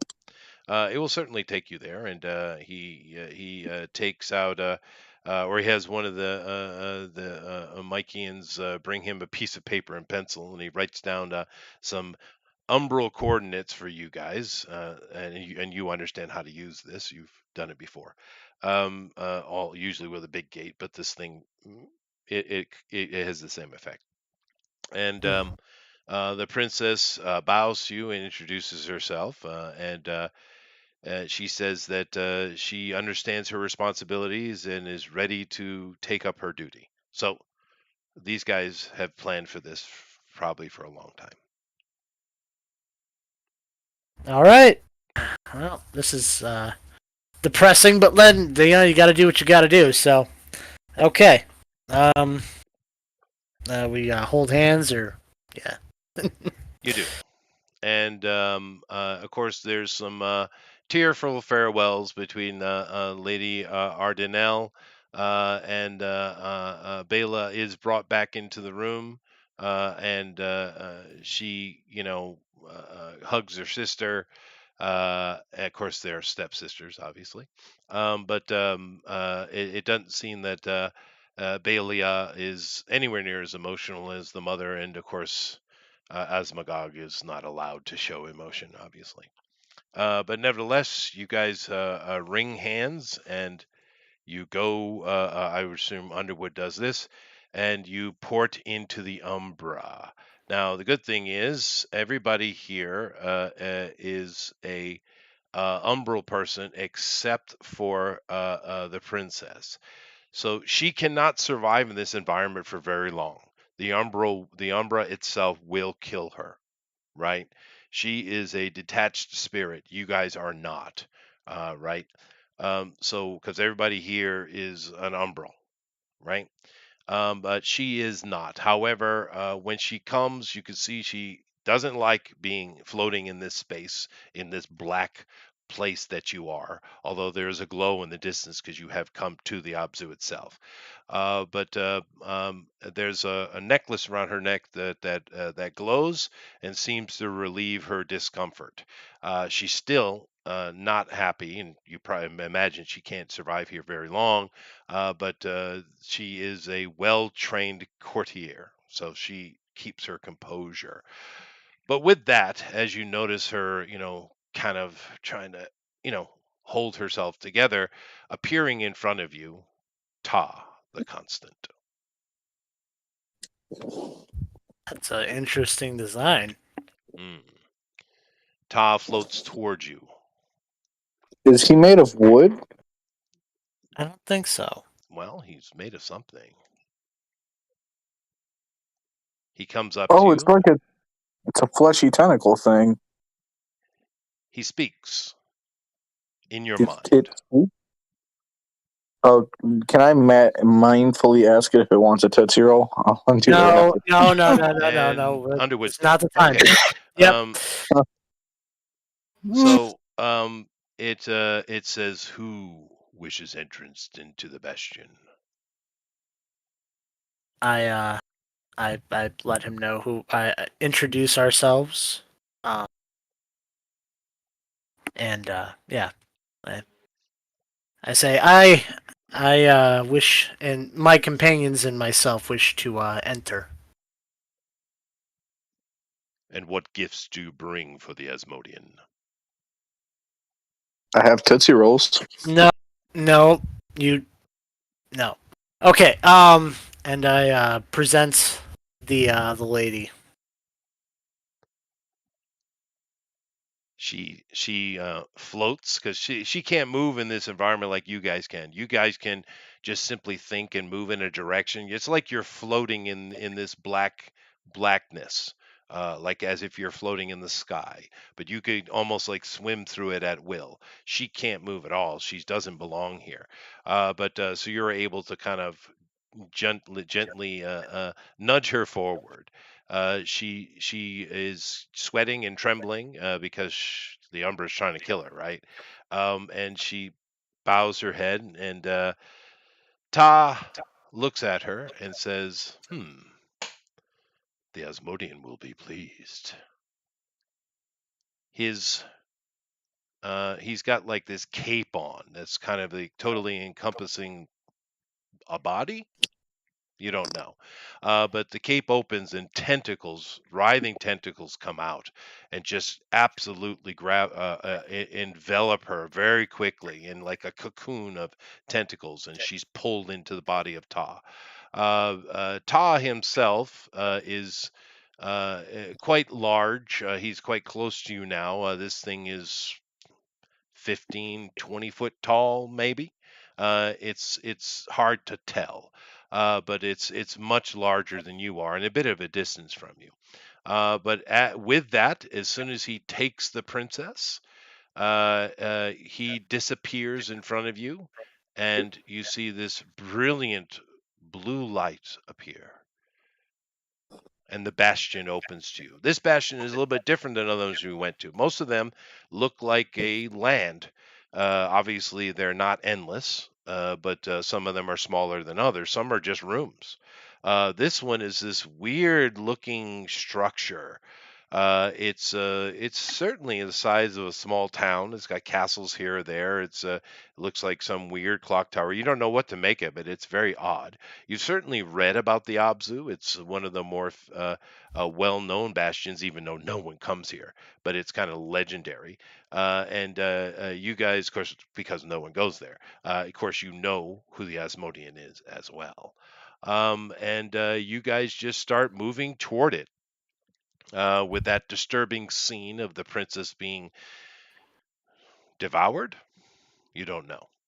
Nevertheless, you go over and you see all kinds of, as you're floating over toward this, flying toward it, you see all kind of weird creatures and running around doing all kinds of things. Like I said, as you get closer and closer to it, it is a small, it looks like a city, but it's more like a village size, right? You can see that there are buildings all over the place here. It's a very odd looking thing. But as you float closer, that bottom eye looking space, you see there's kind of like an open area where a lot of people are moving around, and you can clearly see the Asmodean. He's been described to you before. He is gigantic in size, maybe 50, 60 feet tall. It's like a living statue. And as you approach, the Asmodean greets you. Welcome to the Abzu. So you see this gigantic creature here, and it floats over to you in this form. And as it does, it becomes smaller and smaller and smaller until it's, maybe 8, 9, 10 foot tall. And floating in front of you like this.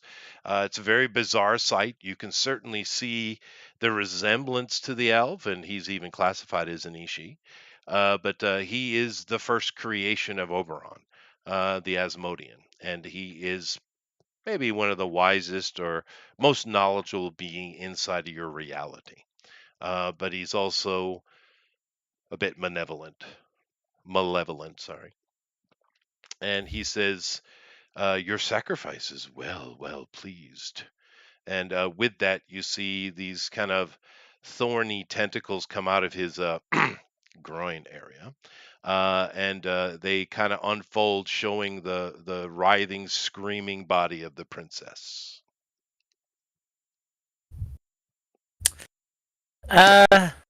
Well, that's a sight that's gonna haunt me. Uh, your Majesty. Um, I I have urgent business with Merzen. The Is he Carpathian. available? Yeah. Hmm. Well, your sacrifice was certainly worthy of that. And the woody tentacles once again encase her and pull her back into itself. And he looks to his side, raises a finger, and appearing before you, Merzin, the Carpathian, appears. All right. Oh my God, it's like winter Jesus. I'm glad you The, approve.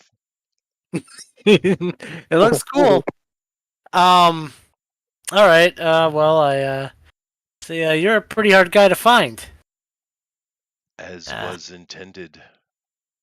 I'm assuming Raoul is moving now. Otherwise, you wouldn't be here with Asmagod's child. you assume correct. You're a very smart guy, like your tentacle thingy.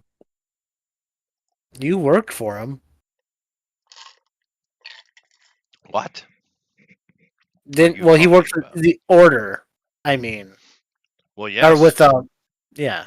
Merzin is the founder of the order. Matter of fact, That Tower, your character is Yeah. probably On your in knees. absolutely fan worship right now. The order's founder is standing, floating in front of you. One of the most Yes, powerful wizards to ever have lived. He is the what's the word the youngins use these days for the absolute awesome. He is I fat. He think is the What's the goat. word? He's the goat. He's the goat. He is the goat. So you're actually are not acting up. You're not offering Tootsie Rolls. You're in freaking awe. Can I get an autograph of my wand? He Yeah, pissed that his would be pants. better. That would be closer. I don't think Tower understands what 200 years of life means. all right. No, but I know what 20 does. Beer's That's on true. me. That's true. Beer's on you. But nevertheless, so Marizin's quite aware of what's going on. Obviously, he knows what's happening, and he just sits there waiting. And then I'm guessing you know why we're here. Of course, Then you want Excalibur. that would be good. That'd be pretty useful. Yes. I like a good old Excalibur. Do you know what the cost is? However, Oh, we just We already This always sacrificed costs. Princess. yes, but Asmagog's a fool. So what's the price for this one? Well, it's quite simple. Excalibur will certainly allow you to defeat Ra. However, whoever takes it will die. Dibs. Every You 108 days, you must feed Excalibur the soul of an innocent, pure, If you do not, it will devour you. After 107 cycles, the 108th cycle will take yours no matter what.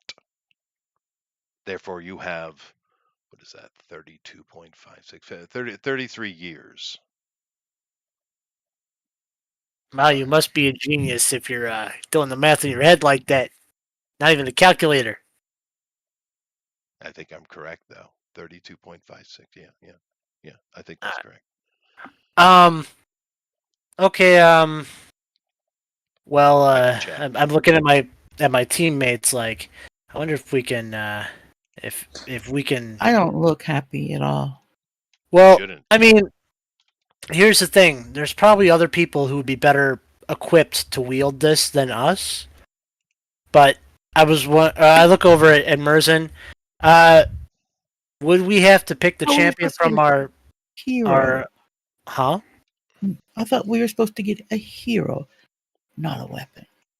Well, the weapon makes the hero, I guess. Yeah, don't you know about Excalibur, yo? In this instance, but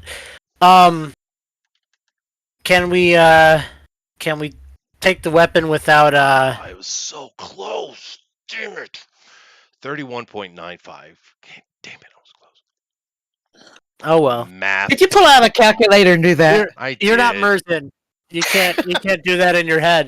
You I have to did. kill I was three close. I innocent. said Close, yeah. 32.56. I was Yeah, but you have to kill how many? 31.956. 108 innocent people. 107. Yeah. There ain't 107 innocent people around here. In the modern world. Okay, but Well, no, I'm not innocent because I'm part of the Umbral. well, Nobody here is innocent. I don't know if that's well, no, they're not saying we have to be, but I look over Someone at him who's not affiliated. and I go, will we have to pick the person now, or can we take it with us and deliberate? It's very simple. Every 108 days, you must feed the sword an innocence. But it has to be connected to someone, I'm assuming. So what I'm saying is, we can take the sword without directly connecting it to someone You yet, must or no? choose a champion now.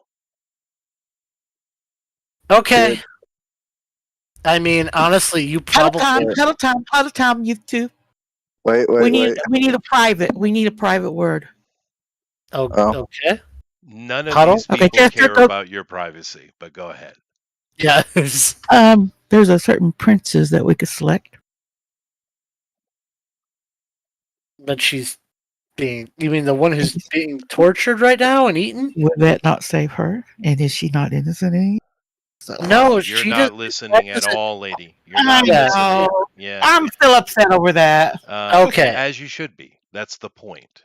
It's Yeah. not. That is a very serious choice that was just made, right? The wielder does not have to be innocent. They have to sacrifice an innocent That's after a right. certain period of The time. wielder, whoever chooses to take Excalibur, must sacrifice an innocent every 108 days or be devoured themselves. I mean, honestly, the person who should probably take it, even though I know it's a big moral conundrum, is probably Tower's character, since he's already the most powerful magically. It would make the most amount of sense. Yes, but And then if I die, I can just make a new powerful wizard.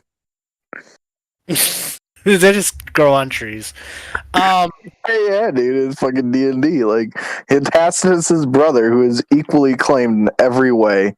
Okay. All right. So, are we in agreement then that Tower should get the sword? Yes. Okay, lady. No, I'm outvoted. Well, I don't know who my to give it character, to. lady, my If character. between us, I'm already over 200 years old, lady. You have a That's long true. life ahead of you. Okay, we're Tower. Tower, take the sword from the guy. I pick up the sword. there is no sword to pick up. Or the weapon. There is no whatever. weapon. He's asking who. Yeah, no, Tower. It will be yeah, me, sir. Yeah, point to Tower's character. Very well. You understand the burden of Excalibur. Yes, sir. He outstretches his hand, and this place is already kind of glowing weird anyway. But everything goes black, and a glowing blue sword appears in front of you, within hand's reach. I reach out and I pick it up from the handle part, obviously. Obviously. Would assume. As soon as you touch it, your body erupts in blue flame. And it doesn't affect your mind in any way, but your body is perfected. You are now 30 again, which is around the perfect age, 28, 30, perfect age for a male. Your gray hair is gone. It is now your beautiful, whatever color locks they were. There are no scars upon you. Any of you've earned in life have been wiped away. You are in perfect shape.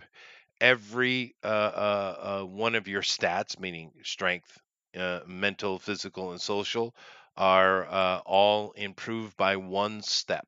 You should write this down, GOP. Okay. All of I'm his looking for a new. I'm attributes, looking or for a new image for my His character. his okay, his statistics, attributes. yes. Okay. Mental, physical, social are Yeah. increased by one dice.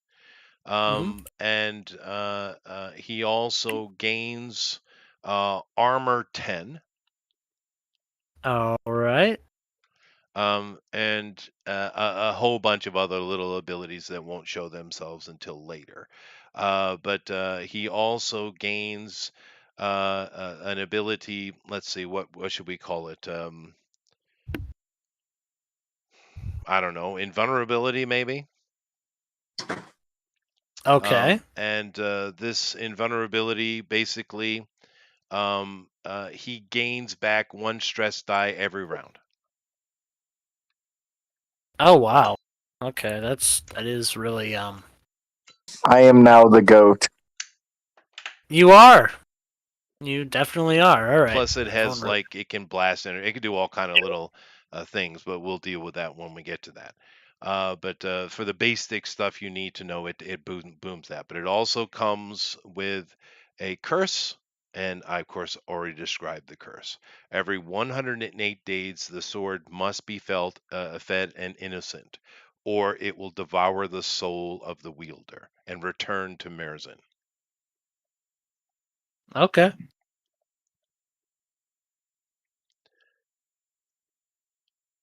All right.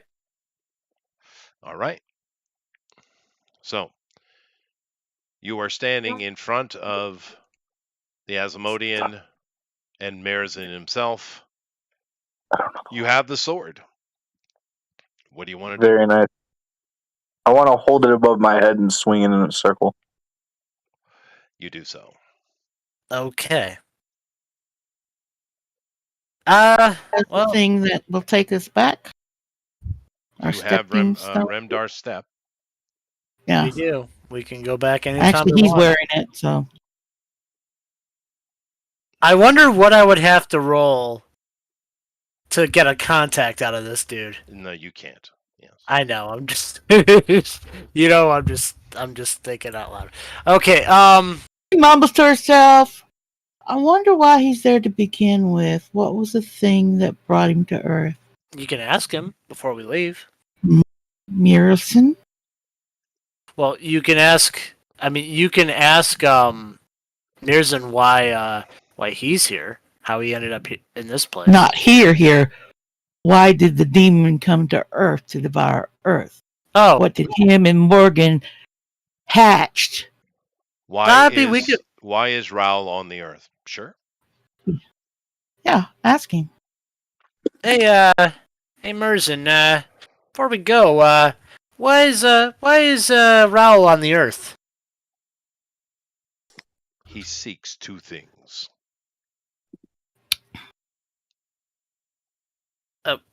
Okay. What are those two things? He looks at you for a moment, and I guess he decides it's would do no harm, and he tells you the first thing is he needs my daughter, for through her he will be able to birth a true prince. Yee. So do I know what he's talking about, or I mean, I'm assuming it's a merging of magics, but Bela, yeah. No, you do, and he created. You already know from Asmagog telling you that Marizin, of course, this guy's an asshole. We know this, right? yeah. And Lady Faye was simply more like a concubine. She was simply given to him, but she was chosen because of her pure magical innate ability. And with her, he thought that he could make a very powerful magical child. He couldn't, though. So he got one of his lieutenants, Osmagog, to do so, and he magicked the Mm, whole thing. Therefore, mm, she is probably the most innate magical creature in reality, but she's not a magic user herself. But her body is, her atoms are magical, and this is valuable to Rao. She was made to be basically Merzin was making a deal with Rao. You know this already.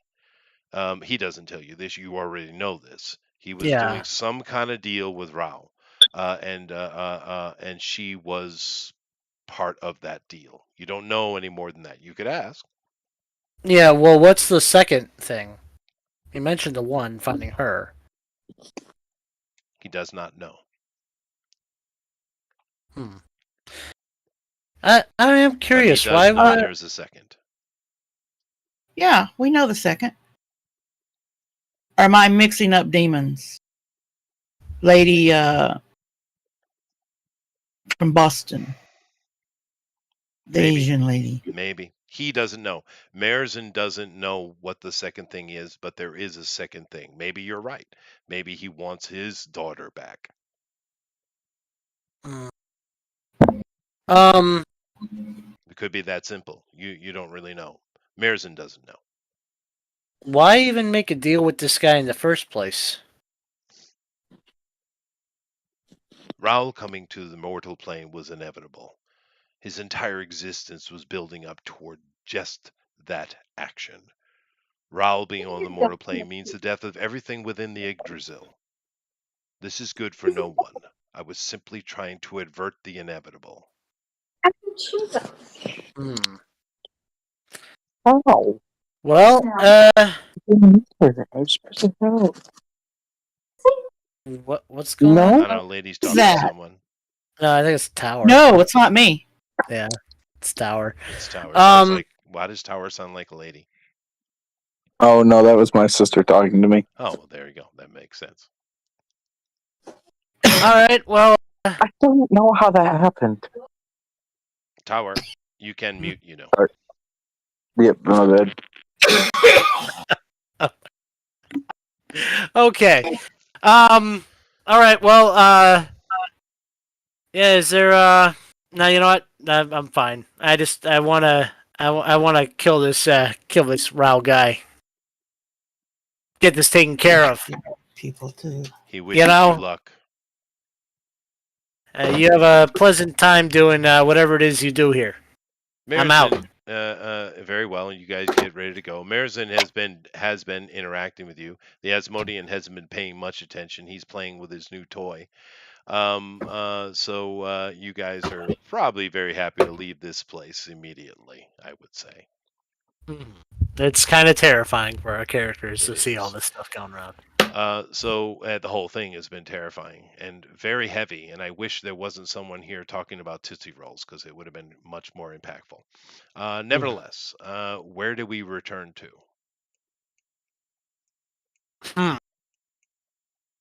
Well, we've got the weapon. You do. It might make sense. We don't really have any other business in, as far as I'm aware, in London. So we should, I would assume, probably head back to Boston, unless, lady, you know somewhere else we should go. But I think Boston makes the most sense. We kind of completed this part of the mission, You did. and I mean, we might be able, maybe we'd go back to Lilith, but she's, once again out. So we'll probably Besides, head back. she's not the mission anyway. That's true. Um, So let's head back to Boston. Okay. Yeah. Where would you like Tower to take you in Boston? I would assume probably as close to. I mean, if he can take us right to the office, then He can. cool. But Yeah, Remdare Step can take you anywhere within the Yggdrasil. yeah. Well, I mean, I'm not sure if the office is warded for like people just jumping in randomly. Wouldn't But matter. okay, That's fair how enough. powerful this artifact is. All I need to right. keep this thing. All right, so you guys pop into mission control. Of course, you guys have been running around various places, so it's been I don't know, a day, I guess. There's no bodies laying around here, but there's a lot of damage. The portal is not working. People are running around trying to do repairs, cleaning up, various other tasks. There are new faces here you don't recognize, old faces that you can't find. But Jesse's there, and Lady Ninma is nowhere to be seen, by the way. Not in this room anyway. Jessie sees you and she comes running over and gives Max a hug, of course, and is like, "Are you okay? Where have you been?" You know what? That is a very long story. Uh, yeah, we'll catch up later. Is Berquist in? Well, or Ninma. If Ninma's in, that'd be great. But Berquist is in, then we can do that too. It's kind of important. I think Burquest is in his office. Lady Ninma is in her chambers, if I believe she is. Well, we got because I don't know. Do you guys? Burquest is the Berquist. place to go. You were right. Yeah. Okay. That's what I thought. We're gonna go talk to Berquist. But like I said, we'll catch up later. I've had a very eventful time. Okay. You guys head in, and Berquist is there's a bunch of people in here talking to him. Obviously, the place is in a bit of chaos, right? A demon invasion and all. But he sees you and pulls himself away from the clerks and comes over to you and it says, "Glad to see you're surviving. They told me you went to the Abzu." Yeah, we went to hell, and all we got was this stupid sword. Trying to keep things light, but yeah. No, I give him the. You Huh? have Excalibur. Yeah, we do. It was kind of a runaround, not gonna lie. But when you send us to do a mission, we get things done. It seems so. Tower, is he here? He's still muted. Yes. Yes. Berquist asks to see the sword. You can look, and I don't know how I'm concealing it, but I'm going to assume I unsheath it. Did it come with a sheath? It did. Yeah, sure. Cool. I turned a Tootsie Roll into a fucking sheath. Okay. There we go. And you sew it, and he knows better than to touch the thing. But he's like, of course, we all know it's real, but it feels like legend, doesn't it? And Merlin just gave it to you? It was It had a few strings attached. As you can see, I'm much younger now. You are. But I assumed By it the way, would. Chester, I just sent you an image of what I think my new character should roughly would look like. Your new character? What do you mean new Not character? a new character, I my think young version of my character. I don't see it. Oh, I DM'd you. Oh, you sent it to me personally. Oh, okay. Oh, I can send it to the chat too. No, okay, that's fine. I see. That is a younger version, that's for sure, and about 1,000 years in the past. But that's good. okay. So Well, I know this wasn't the mission you specifically sent us on. But we got that too. That was kind of an important part in getting this mission done. I see. And do you hand him the amulet? Mm, Uh, Yes, I'll hand him the amulet, but I'll be like, this really comes in handy. Just saying, considering all the teleportation stuff is down. He looks at it, he puts it down, he takes out his phone and takes a picture of it. He hands it back to you, says, "I'm where it is." But then again, he looks at you, Tower, and he says, "It is order business anyway." Mm-hmm. So what are Wait, your wait, wait. plans and what are these strings?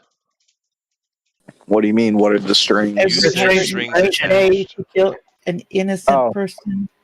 here I'll tell him. So the I forgot the name of the guy who gave it to me, but I have to Merlin. Pearson? Merlin. Yes, Merlin. Merlin himself, founder of my great order, gave me the sword at which I have to kill an innocent person once, roughly every 100 and change days. 8 days. And in 30 years, I will die. But I'm goaded until then. Yes, that's exactly what a character your age would say. Good job. Okay. Just make sure the next time, depending on how this all works out, that he makes a character, make sure that the character's 12, please. 12. Yes, we'll make it 12. That'd be Yes, perfect. 12. He's a good guy. It's not That's how a 200-year-old wizard would speak, dude. I don't know how a Uh, 200-year-old person would speak because they don't exist. This is called role playing. Role playing. Roll Tide. ding. Role playing. Not ROLL, although there's a pun in there, I'm sure. ROLE playing.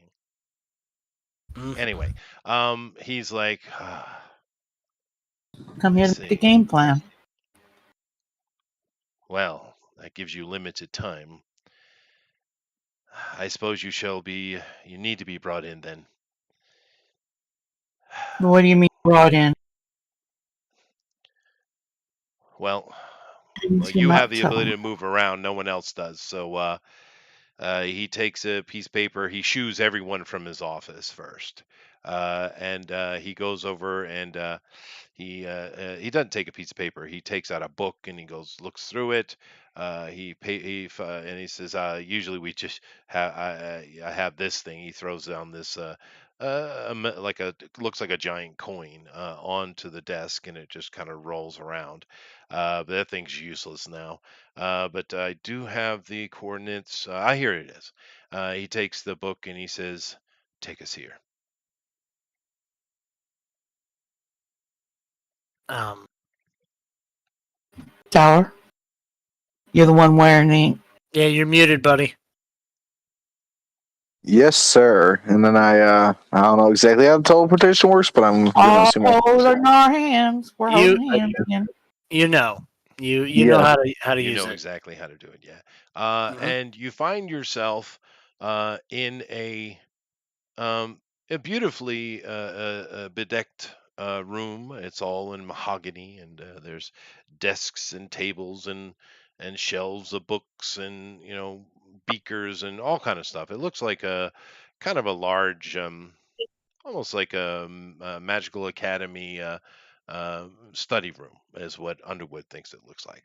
And there are a bunch of people in here milling around doing various things, and Antoine says, "Follow me," and he leaves this room and he goes into a hallway.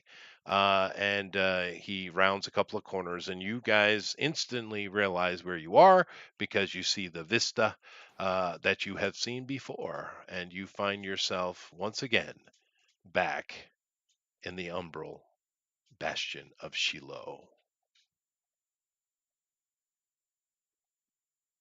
And What are we doing here? I'm going to leave that for next week. This Oh yeah. ended a little quicker than I thought, but that's okay. There was at least one or two battles you could have had that you didn't do. So good on you. Didn't I have try and handle things diplomatically when I can. sure. I have Tootsie I thought Rolls to save today. I thought for sure you would get in a fight with the Leo Free for sure.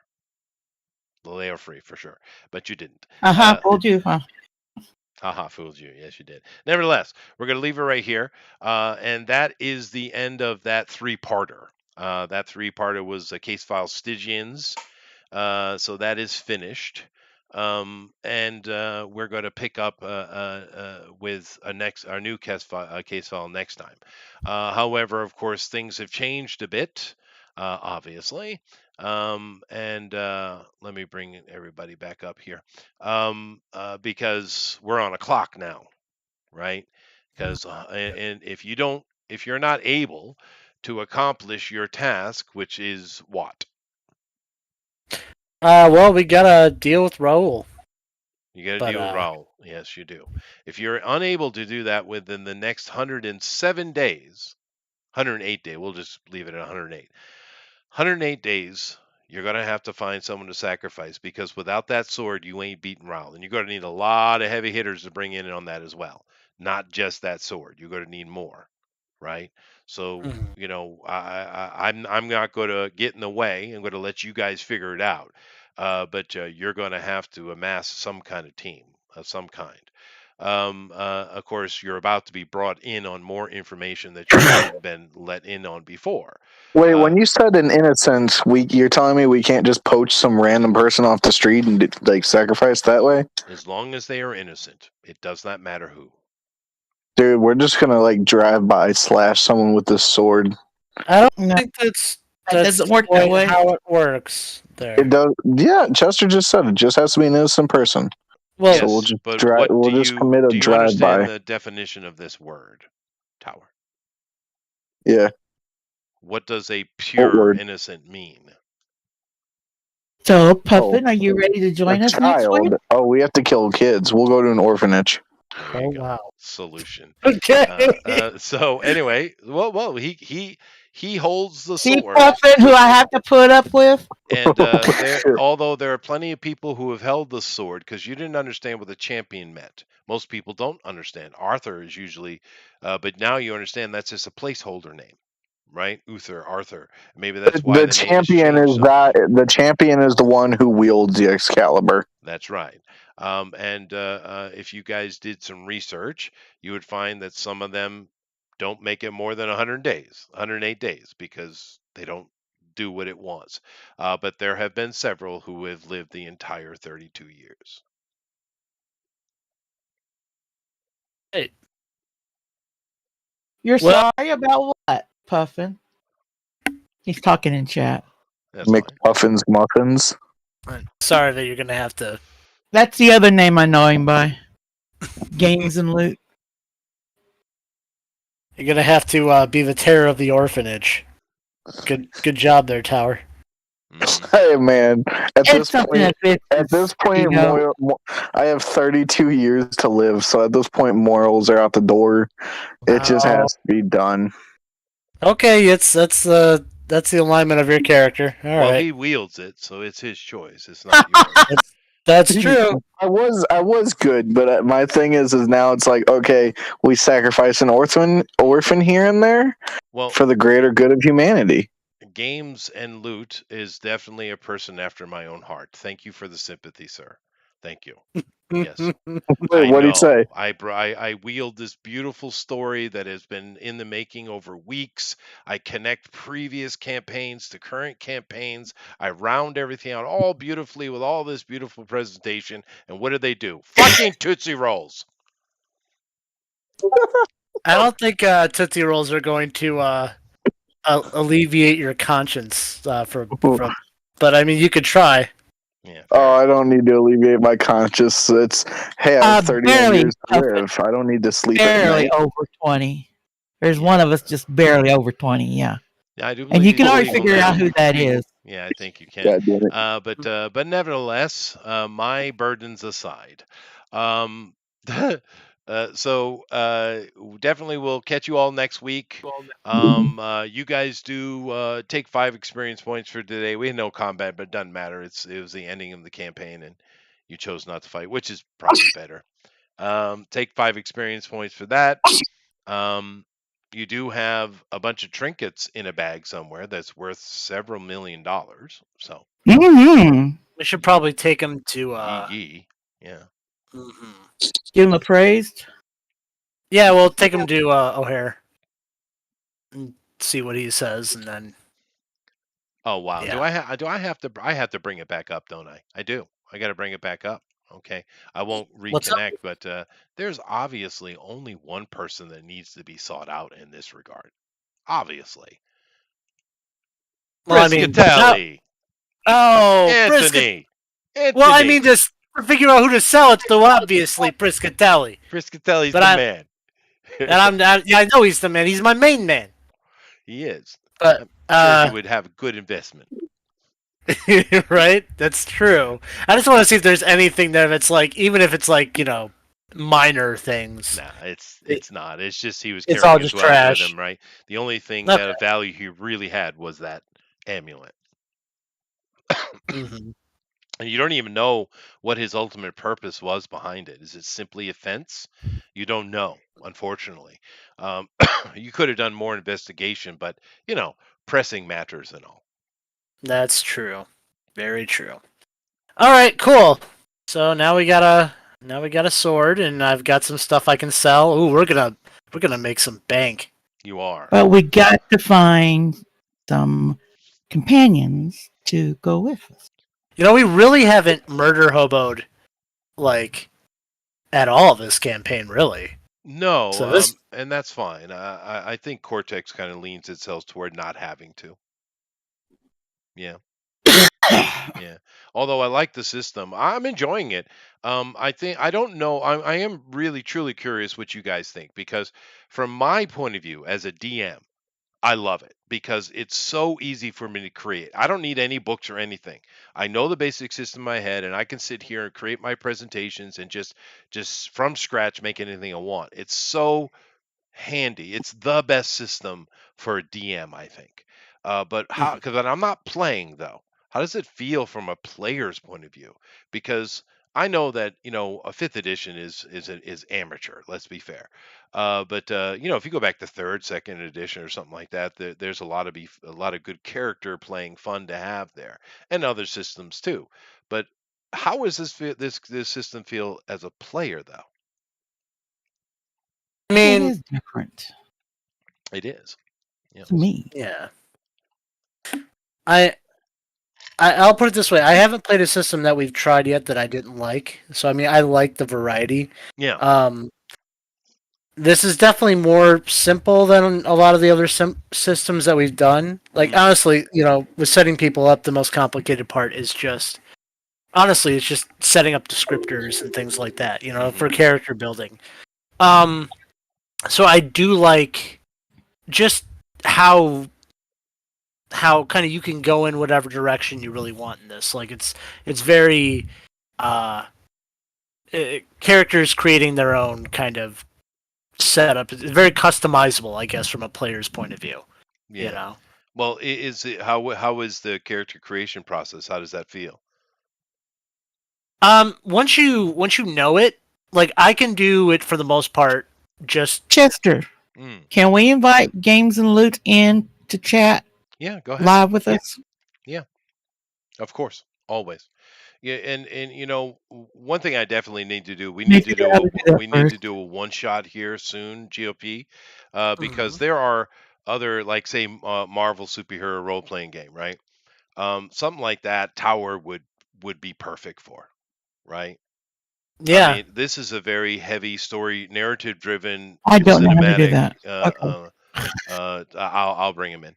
Cinematic Okay. thing, and it's maybe not up his alley. But something like a pseudo superhero thing like that. His If you're in his take would be great. Discord, Yeah, I'll take care of Puffin. it. Yeah, I'll take care of it. Okay. What's his Discord name?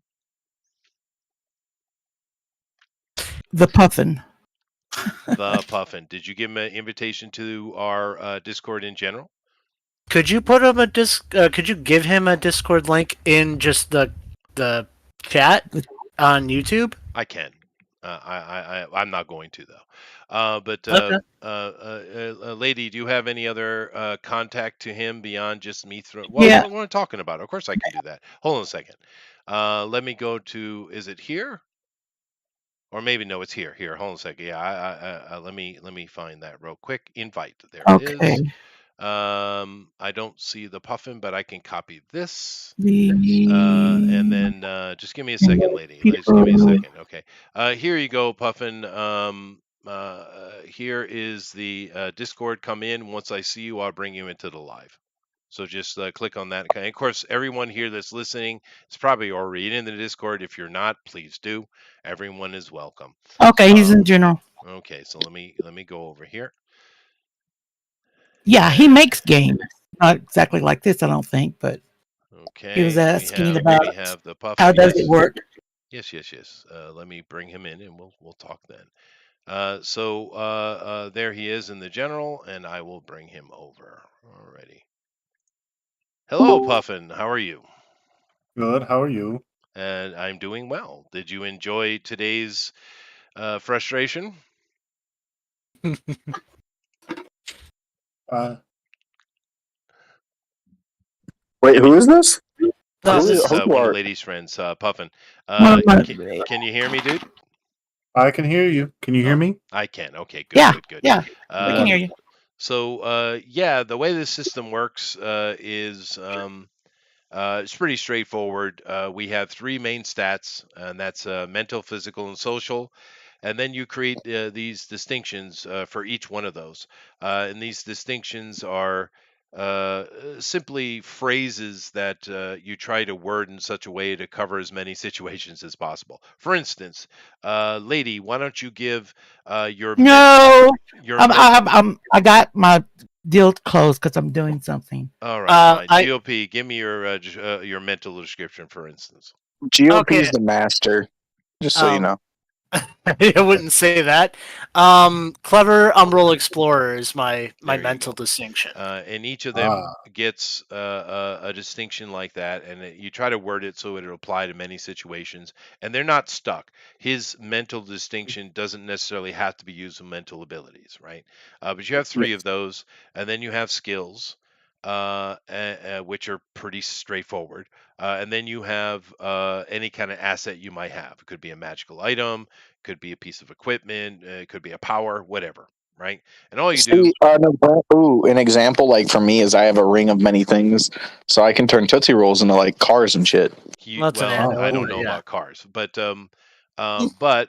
when all you do, when I call for a roll, you take whichever stat, mental, physical, social, whichever distinction, whichever skill, and any asset that apply, and they all have dice that are applied to it. So you don't have a number like in D&D. It's like you have a 15 strength, right? It's not like that. You would have a Mhm. D8 strength or physical, right?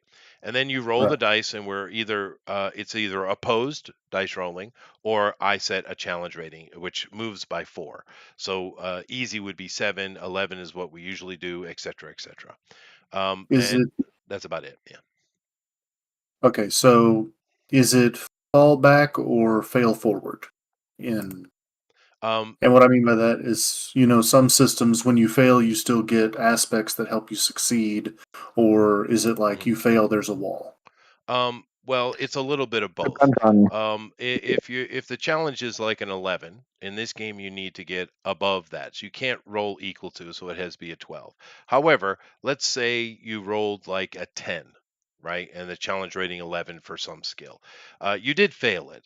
But we have another aspect of your roll because it doesn't matter how many dice you roll. You could have 6 dice, right? Your stat, your distinction, skill, and maybe you got a bunch of assets that apply to the situation. So you say you're rolling 6 dice, and there's PowerPoints and things like that that allow you to add more dice. There's hero, there's all kind of little things. But in the end, let's say you get a 10, you can't succeed. But you're only allowed to take 2 of those dice you rolled and add them together for whatever total you're getting. Right, all the dice don't apply. The 2 highest, or well, however you choose to do it, are applied, Hmm. and then there's other ways to modify it beyond that. However, there's another die, and this one, it doesn't matter what the number you rolled on it. You choose it to be your effect die, so it's the die strength itself. So say D8, D10. right? The number doesn't matter. If you rolled a 10 or even maybe a 9 on that roll, you failed, but say you applied like a D8 or a D10 effect die to that, you chose that as your die because it rolled like a 2. You're so close to it, and that's a very strong effect that yes, I would, and you saw me do that today, right? The Leo Free in the room with Stone, Tower failed a roll, but he was close to it. So I gave him a little bit of information that something was up, right? So yes, Mhm. it does, but I'd say it's mitigated though. Okay, so it's a GM discretion It instead of is. a hard mechanic. That well, yes, and that's probably one of the most floating parts of the game is how to apply effect die. I think it's but I've been homebrewing various things here. The game system. This is Margaret Weiss's system, the Dragonlance lady, and it's pretty good, but it's not perfect. But I think we've been able to homebrew it pretty well. GOP, wouldn't you say? I would say so. Well, it's so modular in as far as what the DM is concerned that you have a lot of options You do. in Yeah. this in ways that other games really don't let you do. You know. Yeah. But like I said, from my point of view, as a GM, I love it because it's so easy for me to create. I don't have to go pull, monster stats or do all this stuff. I can just do it on the fly. And as for Median's point of view, it's awesome. It's awesome. Yeah. Oh, that's good to know. Maybe Yeah. something to dive into. Yeah. Thank you. Well, yeah, no, I mean, I've played pretty much every system that exists over the past 40. Oh, Jesus, I'm almost getting up. Well, I'm getting old. The past 40 some Oh, years, I've played pretty much every system, and we've done several systems here on this show. And I've enjoyed playing different things. Sounds like the guys are enjoying it too. But from a DM's point of view, I love this system. I would say honestly that I think this is probably a better introductory game to tabletop RPGs Mm, yeah. than 5e is. Simply because how simplistic like when you break it down like what you actually have to do, it's really not that complicated. Yeah, For we like can new make a character in players. 20 minutes, easy. Yeah.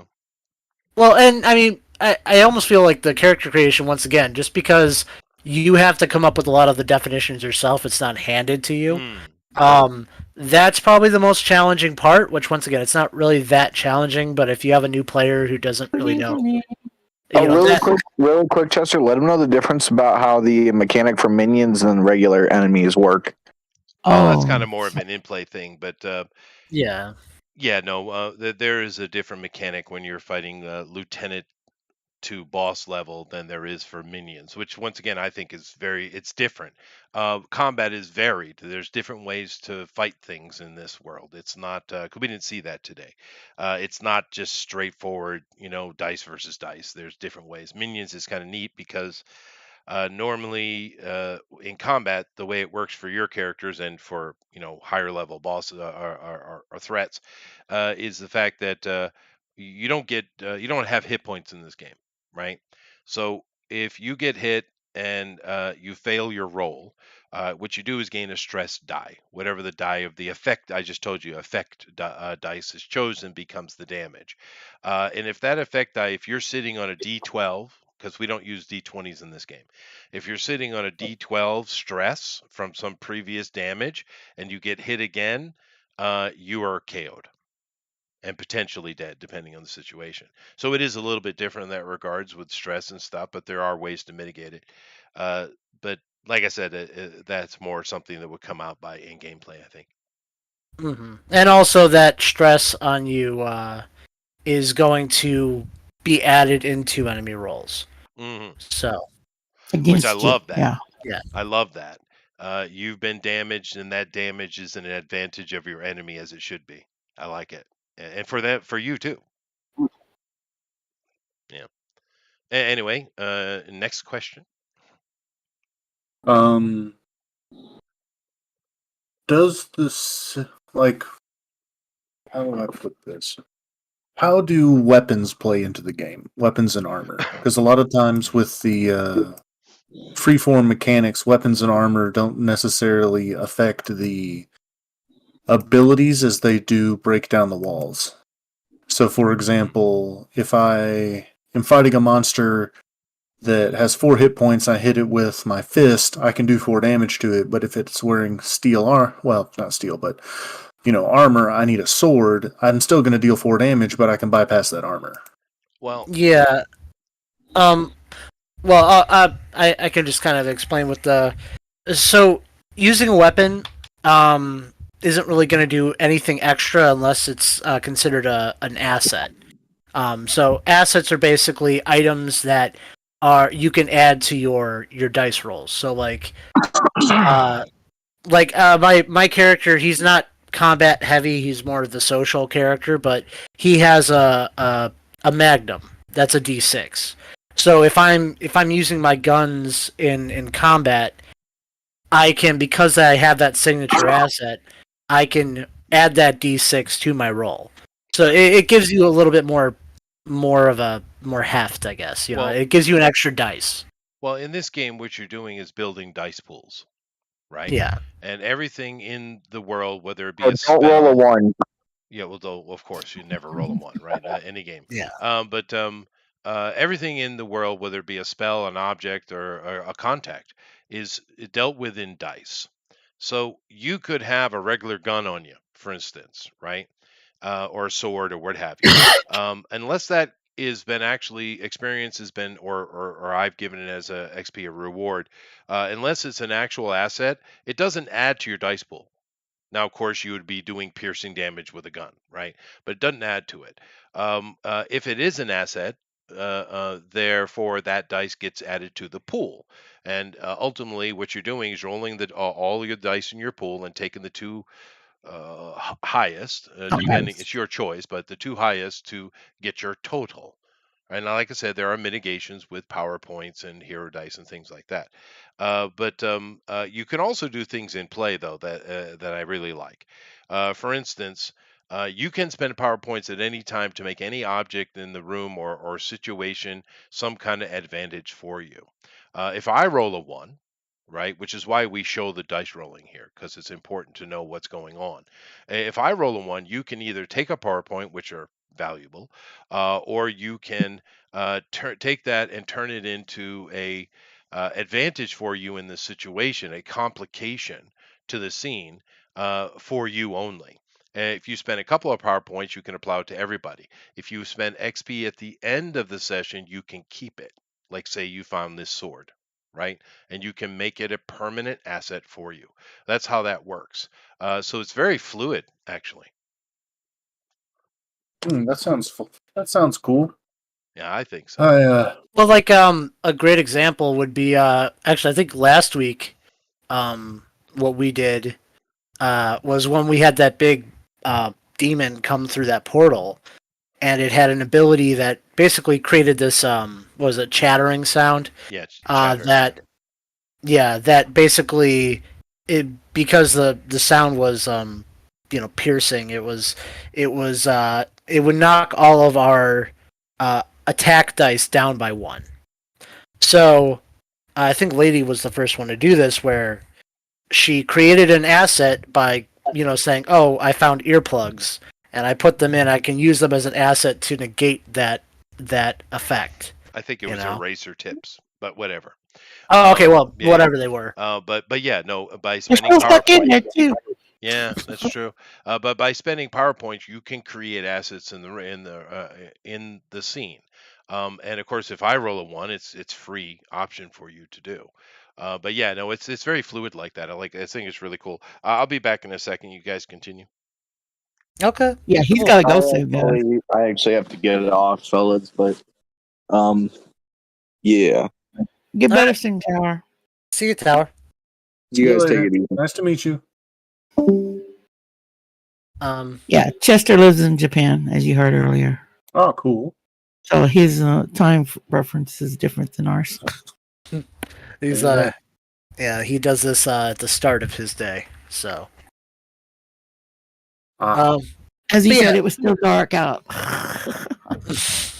But yeah, I like the rolling. Oh, so when you roll dice as well, you let's say you roll and you lose You got the in a link contest. to the book. The book. That's on Oh, Bill's thing, isn't it? I think I think Chester might have to invite. Well, maybe we'll see. But oh, what was I saying? No, I'm brain farting. I'm sorry. No, it's okay. Yeah. All right. So in combat, let's say you roll against someone in a contest and you fail the contest. Well, you can either choose to give up and then you get a PowerPoint, and that's basically like a kind of energy currency, so it's like you can use it to add certain dice and all sorts of stuff. There's all sorts of great uses for PowerPoints. So you can choose to give up and get a PowerPoint, or you can contest it. So you can basically get one more a redo, but you don't get that additional PowerPoint. So you have to kind of weigh if it's worth it to try and redo that roll.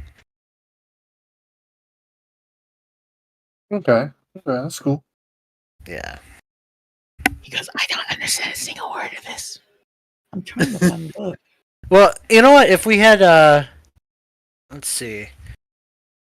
I mean, it might make more sense if we actually bring up the dice thing, and show you kind of how that works. So, Just share your screen. well, hang on, hold on, one sec, because if we're still streaming, Are we still? We're not Right. live though. Oh, we're not. I thought we were still live. No, Maybe we're not live. I think we're live. Yep. Yep, you're still live. It's still going. Hey, everybody! I hope Hello. you're enjoying the show. I'm there. There's still only 3 people, so it's going to be me, him, and Chester. So there's no one else here live. Well, no, well. It's still going, is what I'm saying. Like the Energizer Bunny. Like he says, he's got classes today, so he'll probably have to leave here real quick. Yeah. Well, I think when he drops off, I'll share, and yeah. So whenever he gets back.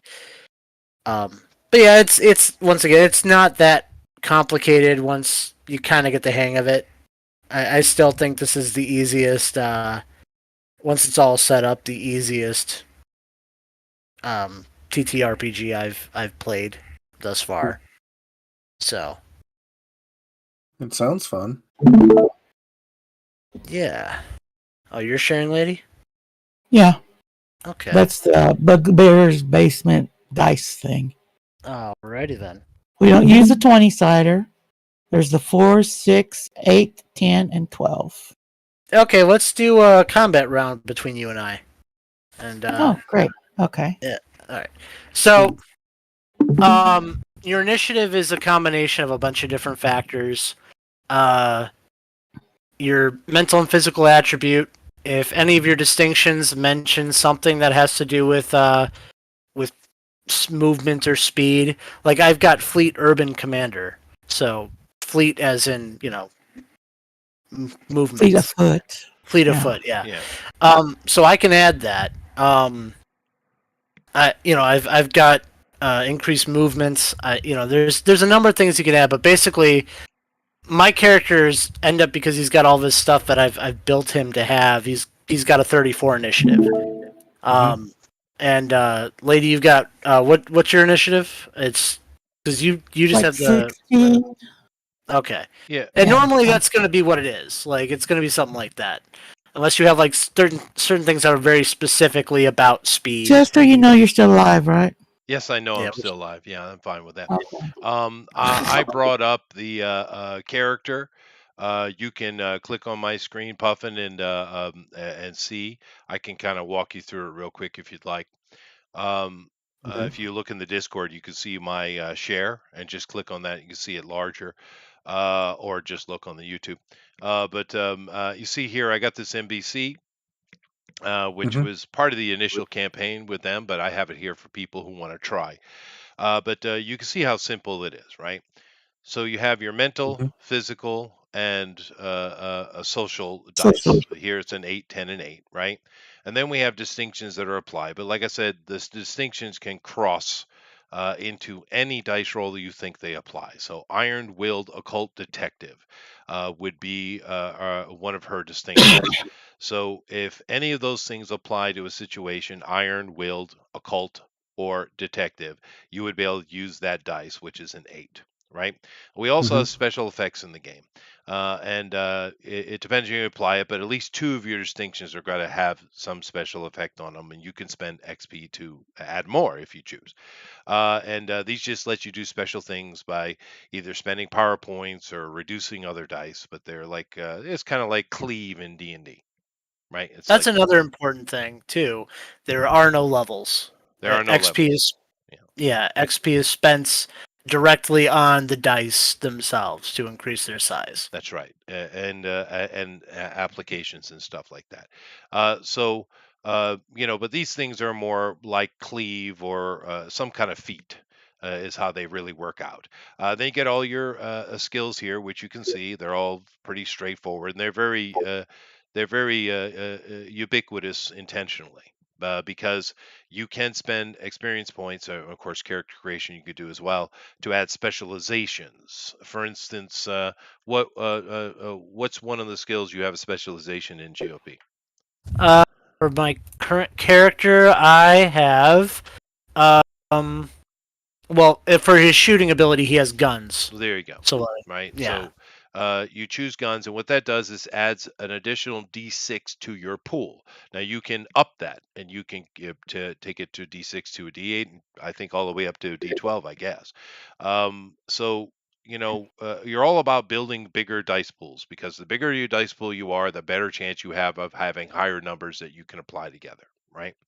But then you see in this character over here, we have signature assets. Now, with this character, she only has one, and it's her Clitean armor, which armor in this game works because you asked that question before. Armor works like this. I have to do damage equal to or higher than your armor to cause stress to you. If I hit you, but my effect die is less than your armor, you take no damage. That's how it works. And then her ability, her power ability, is regeneration. So she can, spending power points, she can bring herself back into the fight. So that's it. You see how simple it is, right? It's very, very simple little character, but they're Okay. extremely versatile. So let me get this straight. Make sure I understand, because I'm slow on the uptake on some things. On That's other fine. things, I'm really fast. So if she was in a fight Yeah, and it was a physical, she would roll a d10, right? Because she has 10 in it. sure. Okay.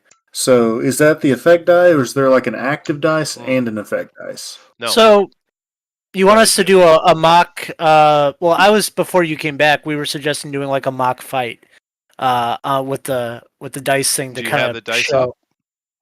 show. Yeah, Oh, you do. I can. Okay, well then do that. I'll bring it up so he can see it directly here. Yeah, no, we're in here. Okay, so let's say I'll use that character and I'm going to fight against GOP. Okay. So Okay. GOP is the jerk in this situation because he's going to hit a girl. I mean, come on, GOP. Mhm. But anyway, so he's going to initiate. So anytime you're the person initiating in this game, you're the one that rolls the dice first, and that can be really important, right? If I call for a roll, I roll first. If you call for a roll, you roll first. But GOP is the one who wants to fight, so he's going to roll first. So go ahead, GOP, punch this cute little girl in the face, Hey, jerk. you stole my donut. All She right, so did. Yeah, that's a D10, 2D8, and 2D6. All right, here we go. Okay, I see no dice being rolled. I I I just saw it. Okay, so now if you look at his dice, can you see it, Puffin? Oh, on YouTube, yes. Oh, on YouTube. Okay, that's fine. So if you look at his dice, he got a 6, 4, 4, 4, 3. But he's also got dice here that the 10-sider is a 6, two 8-siders that came up 4, and a 6-side, two 6-siders that came up 4 and 3, respectively. So he's going to choose 2 of those and decide how he wants to move forward. But he has to keep in mind he needs an effect die to hit her as well. She has Clitean armor, so he needs at least a D8 in his effect die, or he won't do anything to her. So, GOP, how do you want to apply these dice you rolled? Okay. So in this instance, I will do. I wanted that donut. I was mad, but I wasn't that mad. So I'm gonna do the 6 and the 4 as my 2 hit. Yep. I'm gonna choose those 2 dice because I'm gonna combine them, and those 2 dice together. So that's a 10. A 10 is basically my accuracy in this situation. Right. My chance to hit. And then I'm going to look at that D8. That's also a 4. The 4 on there doesn't matter. It's just the D8 that matters in this instance, and I'm going to have that be my effect die because that's enough to hit her. So he's got a 10 roll, which I have to make a roll, so we'll see if that's enough. And he's going to use the 8-sider as his effect, which is what he needs to cause damage to her anyway, right?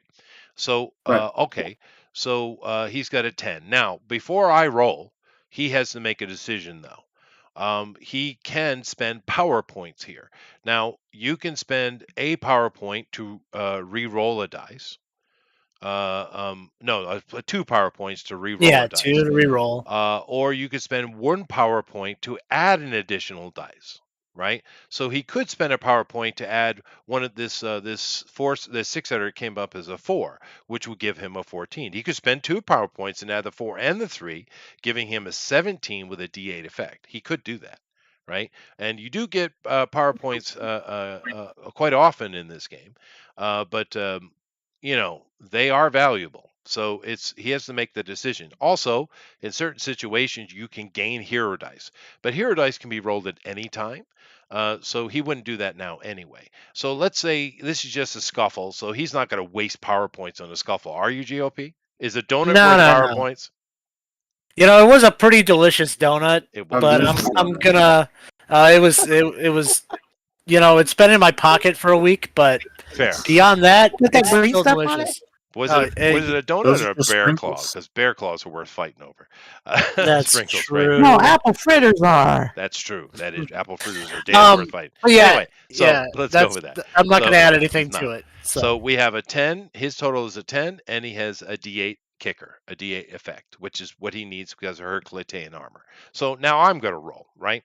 So let me bring her up real quick again, so you can see her. And she's rolling her defense. Of course, right? So Yeah.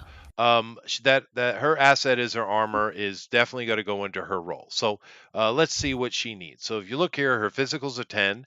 Then I have to choose a distinction: Iron Will, Occult Detective, Tenacious Umbral Soldier, Gregarious Stealthy Tough. Honestly, any of those could be applied, right? But obviously this is fighting, punching, so she's going to take her highest, which is a 10, her Soldier, right? So that's a 10 from physical, a 10 from her her distinction, and then I come down here and I look at her stuff. She has a fight of 10, plus she has a specialization in fighting, which we'll just say it's boxing. So right now I have a 10, another 10, a third 10, and an 8. Plus, do I have any assets that will help me? Well, in this case, she's defending herself, right? So that armor D8 applies as well. If she's attacking, which will be my turn next, she wouldn't get that. But she is defending herself, so that D8 comes into as well. So my pool total is 3d10 and 2d8, right? So I come back over to my dice, and I'm going to take 3d10 and 2d8, and I roll them. Okay, so 2d8 and 3d10. So the d10 came from your fight skill, Right? and My you got distinction, soldier distinction, and my physical. Yeah. So his Oh. attribute, his physical attribute, and his more physically Distinction. physical Distinction. distinction. Right? Yeah. So those were the And two his- D10s. And his fight. She also is specialized in boxing, so she gets a D8 for that as well. Plus, she has the armor she's defending. So that gives me a pool of 5 dice. And then I look at my pool, and now I have to I have to get above a 10. In this game, you can't equal; you have to get above it, right? Well, as you can Right. see, it's very easy for me to do. I have a 15. She doesn't need to think about PowerPoints or hero dice or anything like that. She automatically wins. Now, because I'm the defender, if I had failed, I could have foregone a PowerPoint because I could get a PowerPoint and re-rolled. You actually get to roll twice in this game if you choose to. But if you don't choose to, as a defender, you can get a PowerPoint, right? Which in this case she would get one, right? Because she's not going to re-roll. She wins. So therefore, he punches at me for that jelly donut and fails. Now I'm like, dude, how dare you? And I'm going to punch him back. Now in this case, All right. I don't get that armor added in because this is an attack, not defense, right? So now I only have the 3 10-siders for my physical, my distinction, and my skill, plus my specialization. So now it's 3d10 and 1 8-sider. Right, so I'm going to do that, unlike GOP, who holds grudges, who doesn't hold grudges, Alexa does. She gets a 1 though. Now, in this case, I could spend 2 power points to re-roll that dice, and she's mad. She's going to do it. She spends 2 power points and she's going to re-roll that 10-sider. If I didn't, he would either get a PowerPoint or he could create a complication in the scene to benefit himself. But he ain't getting it because I'm spending the 2 PowerPoints. So therefore, I roll again. All right. And it came up a 10. So if you look at my dice, I'm going to take a 19. And I'm going to use the 5 as my effect die. It's a 10-sider, so a 10-sider effect die, and I'm extra mad. Extra mad, do you hear me, GOP? So I'm spending a further PowerPoint, 3 so far, to take that 8-sider and put it in. So I have a 24 total, and I'm spending another PowerPoint with my mental. I'm lowering my mental. No, I'm going to use the Umbral will, and I'm stepping my stress die up. Therefore, this D10 is a D12. I'm going to rip his head off. So he has a 24 to deal with, and a D12 stress. Okay then. So I'm about to die over a donut. Yeah. So wish me luck.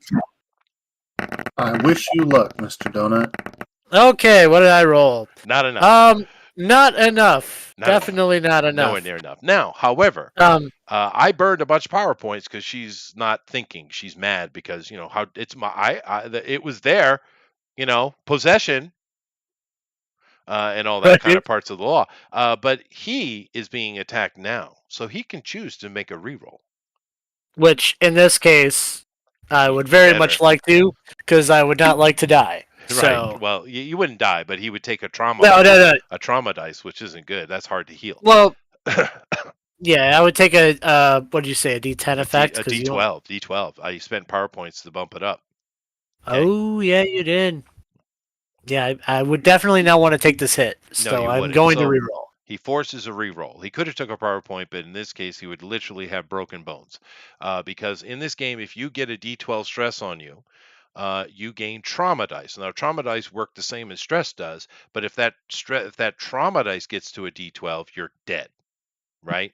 Instead of being KO'd. Also, it doesn't matter what die the level of the trauma dice is, you have damage that heals slowly, unless you have some power like she has, because it takes time to heal those things. That's actual broken bones. So normal stress is just bruises and exhaustion and stuff. But once we get into trauma dice, we're getting into serious bodily harm. So it's worth him re-rolling, and she's going to re-roll again. And since I'm the attacker, I have to go first. So I do. Oh, look. And if you get confused in the middle of the game, don't worry. We'll stop and straighten it out. We will. Oh, and since you That's all I rolled have. one, I got a PowerPoint. Right now, because on the GM and I have ultimate power points, I could just say she re-rolls that, but I won't. I'm going to let him Mhm. have it. So he has a choice here. My total, if you look at the dice, because I want to put some hurting on him. Sorry, I forgot I have to roll a d12 because he Yes. has a d12 stress on him, so I get to add that to my pool. Oh, wonderful. Wonderful. So she's going to use that as her a dice, and if she, well, no, we haven't hit you yet. So what am I talking about? Duh. Sorry, that doesn't happen because he doesn't have damage yet. We cause a reroll. Sorry. So that's a Um, 17. okay. No, I'm going to go with a 15. She's calmed down a little bit. I'm going to go with my I 15 appreciate that. and the D10 stress, and she's not going to spend any more power points to up it. So you can go Okay. ahead and resist this. All right. So that's my D10, 2D8, and a D6. Well, you got a PowerPoint, I and do. you know what? My character in this hypothetical scenario has a hero dice. He does. Yes, He does. he we'll say he has a D10, just to Mm. not go too far. Mhm. It's high, It but it's is. not a 12. So I really don't want to get hit with this powerful attack. So I am going to spend a PowerPoint to roll my hero dice. So I'm going to add another D10. And a It's probably going to be a 1. hero dice you gain Oh, a by 2. a 2, so not enough. So you get knocked out. Well, you get Well, no, you broke. said 15, right? Yeah. So, yeah, 14. that's Yeah, not you have to get a enough. 16. So he Yeah. takes a D10 of stress, which isn't. He's not KO'd yet, because all that power points I spent before were lost. So normally in play you don't. You have to think about when you spend your power points and when you don't, right? Because you do have this additional roll. However, keep in mind that I rolled a 1 in my dice. He got a PowerPoint for that, or he could have created complication in the situation. Say, for instance, because she ate the jelly donut, she has jelly all over her fist, and therefore that lubricated the punch, and therefore he could add that die to his pool for the scene Oh, because of her jelly potentially. fists. Yeah, potentially the fact that it was in my jacket pocket for over a week, she Uh-huh. gets a stomach ache, and it, gives Well, it a complication. well, I don't know if that we want to apply more directly. We don't need it a week later. But Right? Well, but you don't know how bad that donut was. that's true. Uh, The sort of things it went through, the things it saw. but combat goes like this, back and forth until someone's KO'd, right? All right. So that's how it works. It's really not that complicated. You get a hang of it very quickly. Ones come up frequently for everybody. For me, when I get a 1, that one that he rolled right there, I would add to my dice, my Doom pool. And my Doom pool starts out every week. Excuse me. Every new case file. It starts out as a D6 or a D8 or a D10, depending on the significance of the day's work that we're getting into. It depends, right? But I start with 2 dice, and every time they roll, I add it to it, and it's very simple. D6s are power points for me, right? D8s and D10s and D12s can be converted into multiple power points if I choose, or I can use them as hero dice. And sometimes, I tend to save them. Um, Toward the end, when we get into the boss battles, it can make them very entertaining because I can resist and I can throw hero dice at them. I can make it really really stressful, and it's great. I love that part. What do you guys think of that? Well, as a player, I agree with you very much that it is. It definitely Situation. heightens the play. Yeah. It does. It does. It does. But And like I I hate to be the wet noodle. Chester, you're aware what time it is. Oh shit, I gotta go. Thank Yeah. you, thank you, Good Vidya. talking with you. Good on you, lady. She's always minding the time for us. I thank you. I have to go to work. Mhm. But yeah, sit. I got to get offline here. But you can sit and chat with these guys, and you can I suggest you throw a character together, or you can use this NPC I have. Just give it a try. All right, we're muting and doing the outro. Yeah, let me do the outro. All right, everybody. Thank you very much for coming. We appreciate it. Keep in mind, in 2 days we have Drone Recorder Ultimate Edition. This week, I think we're doing like a we're going to do a superhero. I don't know what they're doing, but something like we haven't done like that in a while. Come back and check that out. Of course, it's amazing artists. And we'll see you back on Sunday, of course, with Night Owls. We'll talk about all the shenanigans the world gets up to, and of course, we'll be here back next week for a brand new case file, but getting deeper into the story, I'd say. Nevertheless, thank you all very much. And yeah, later. Mutant. Good.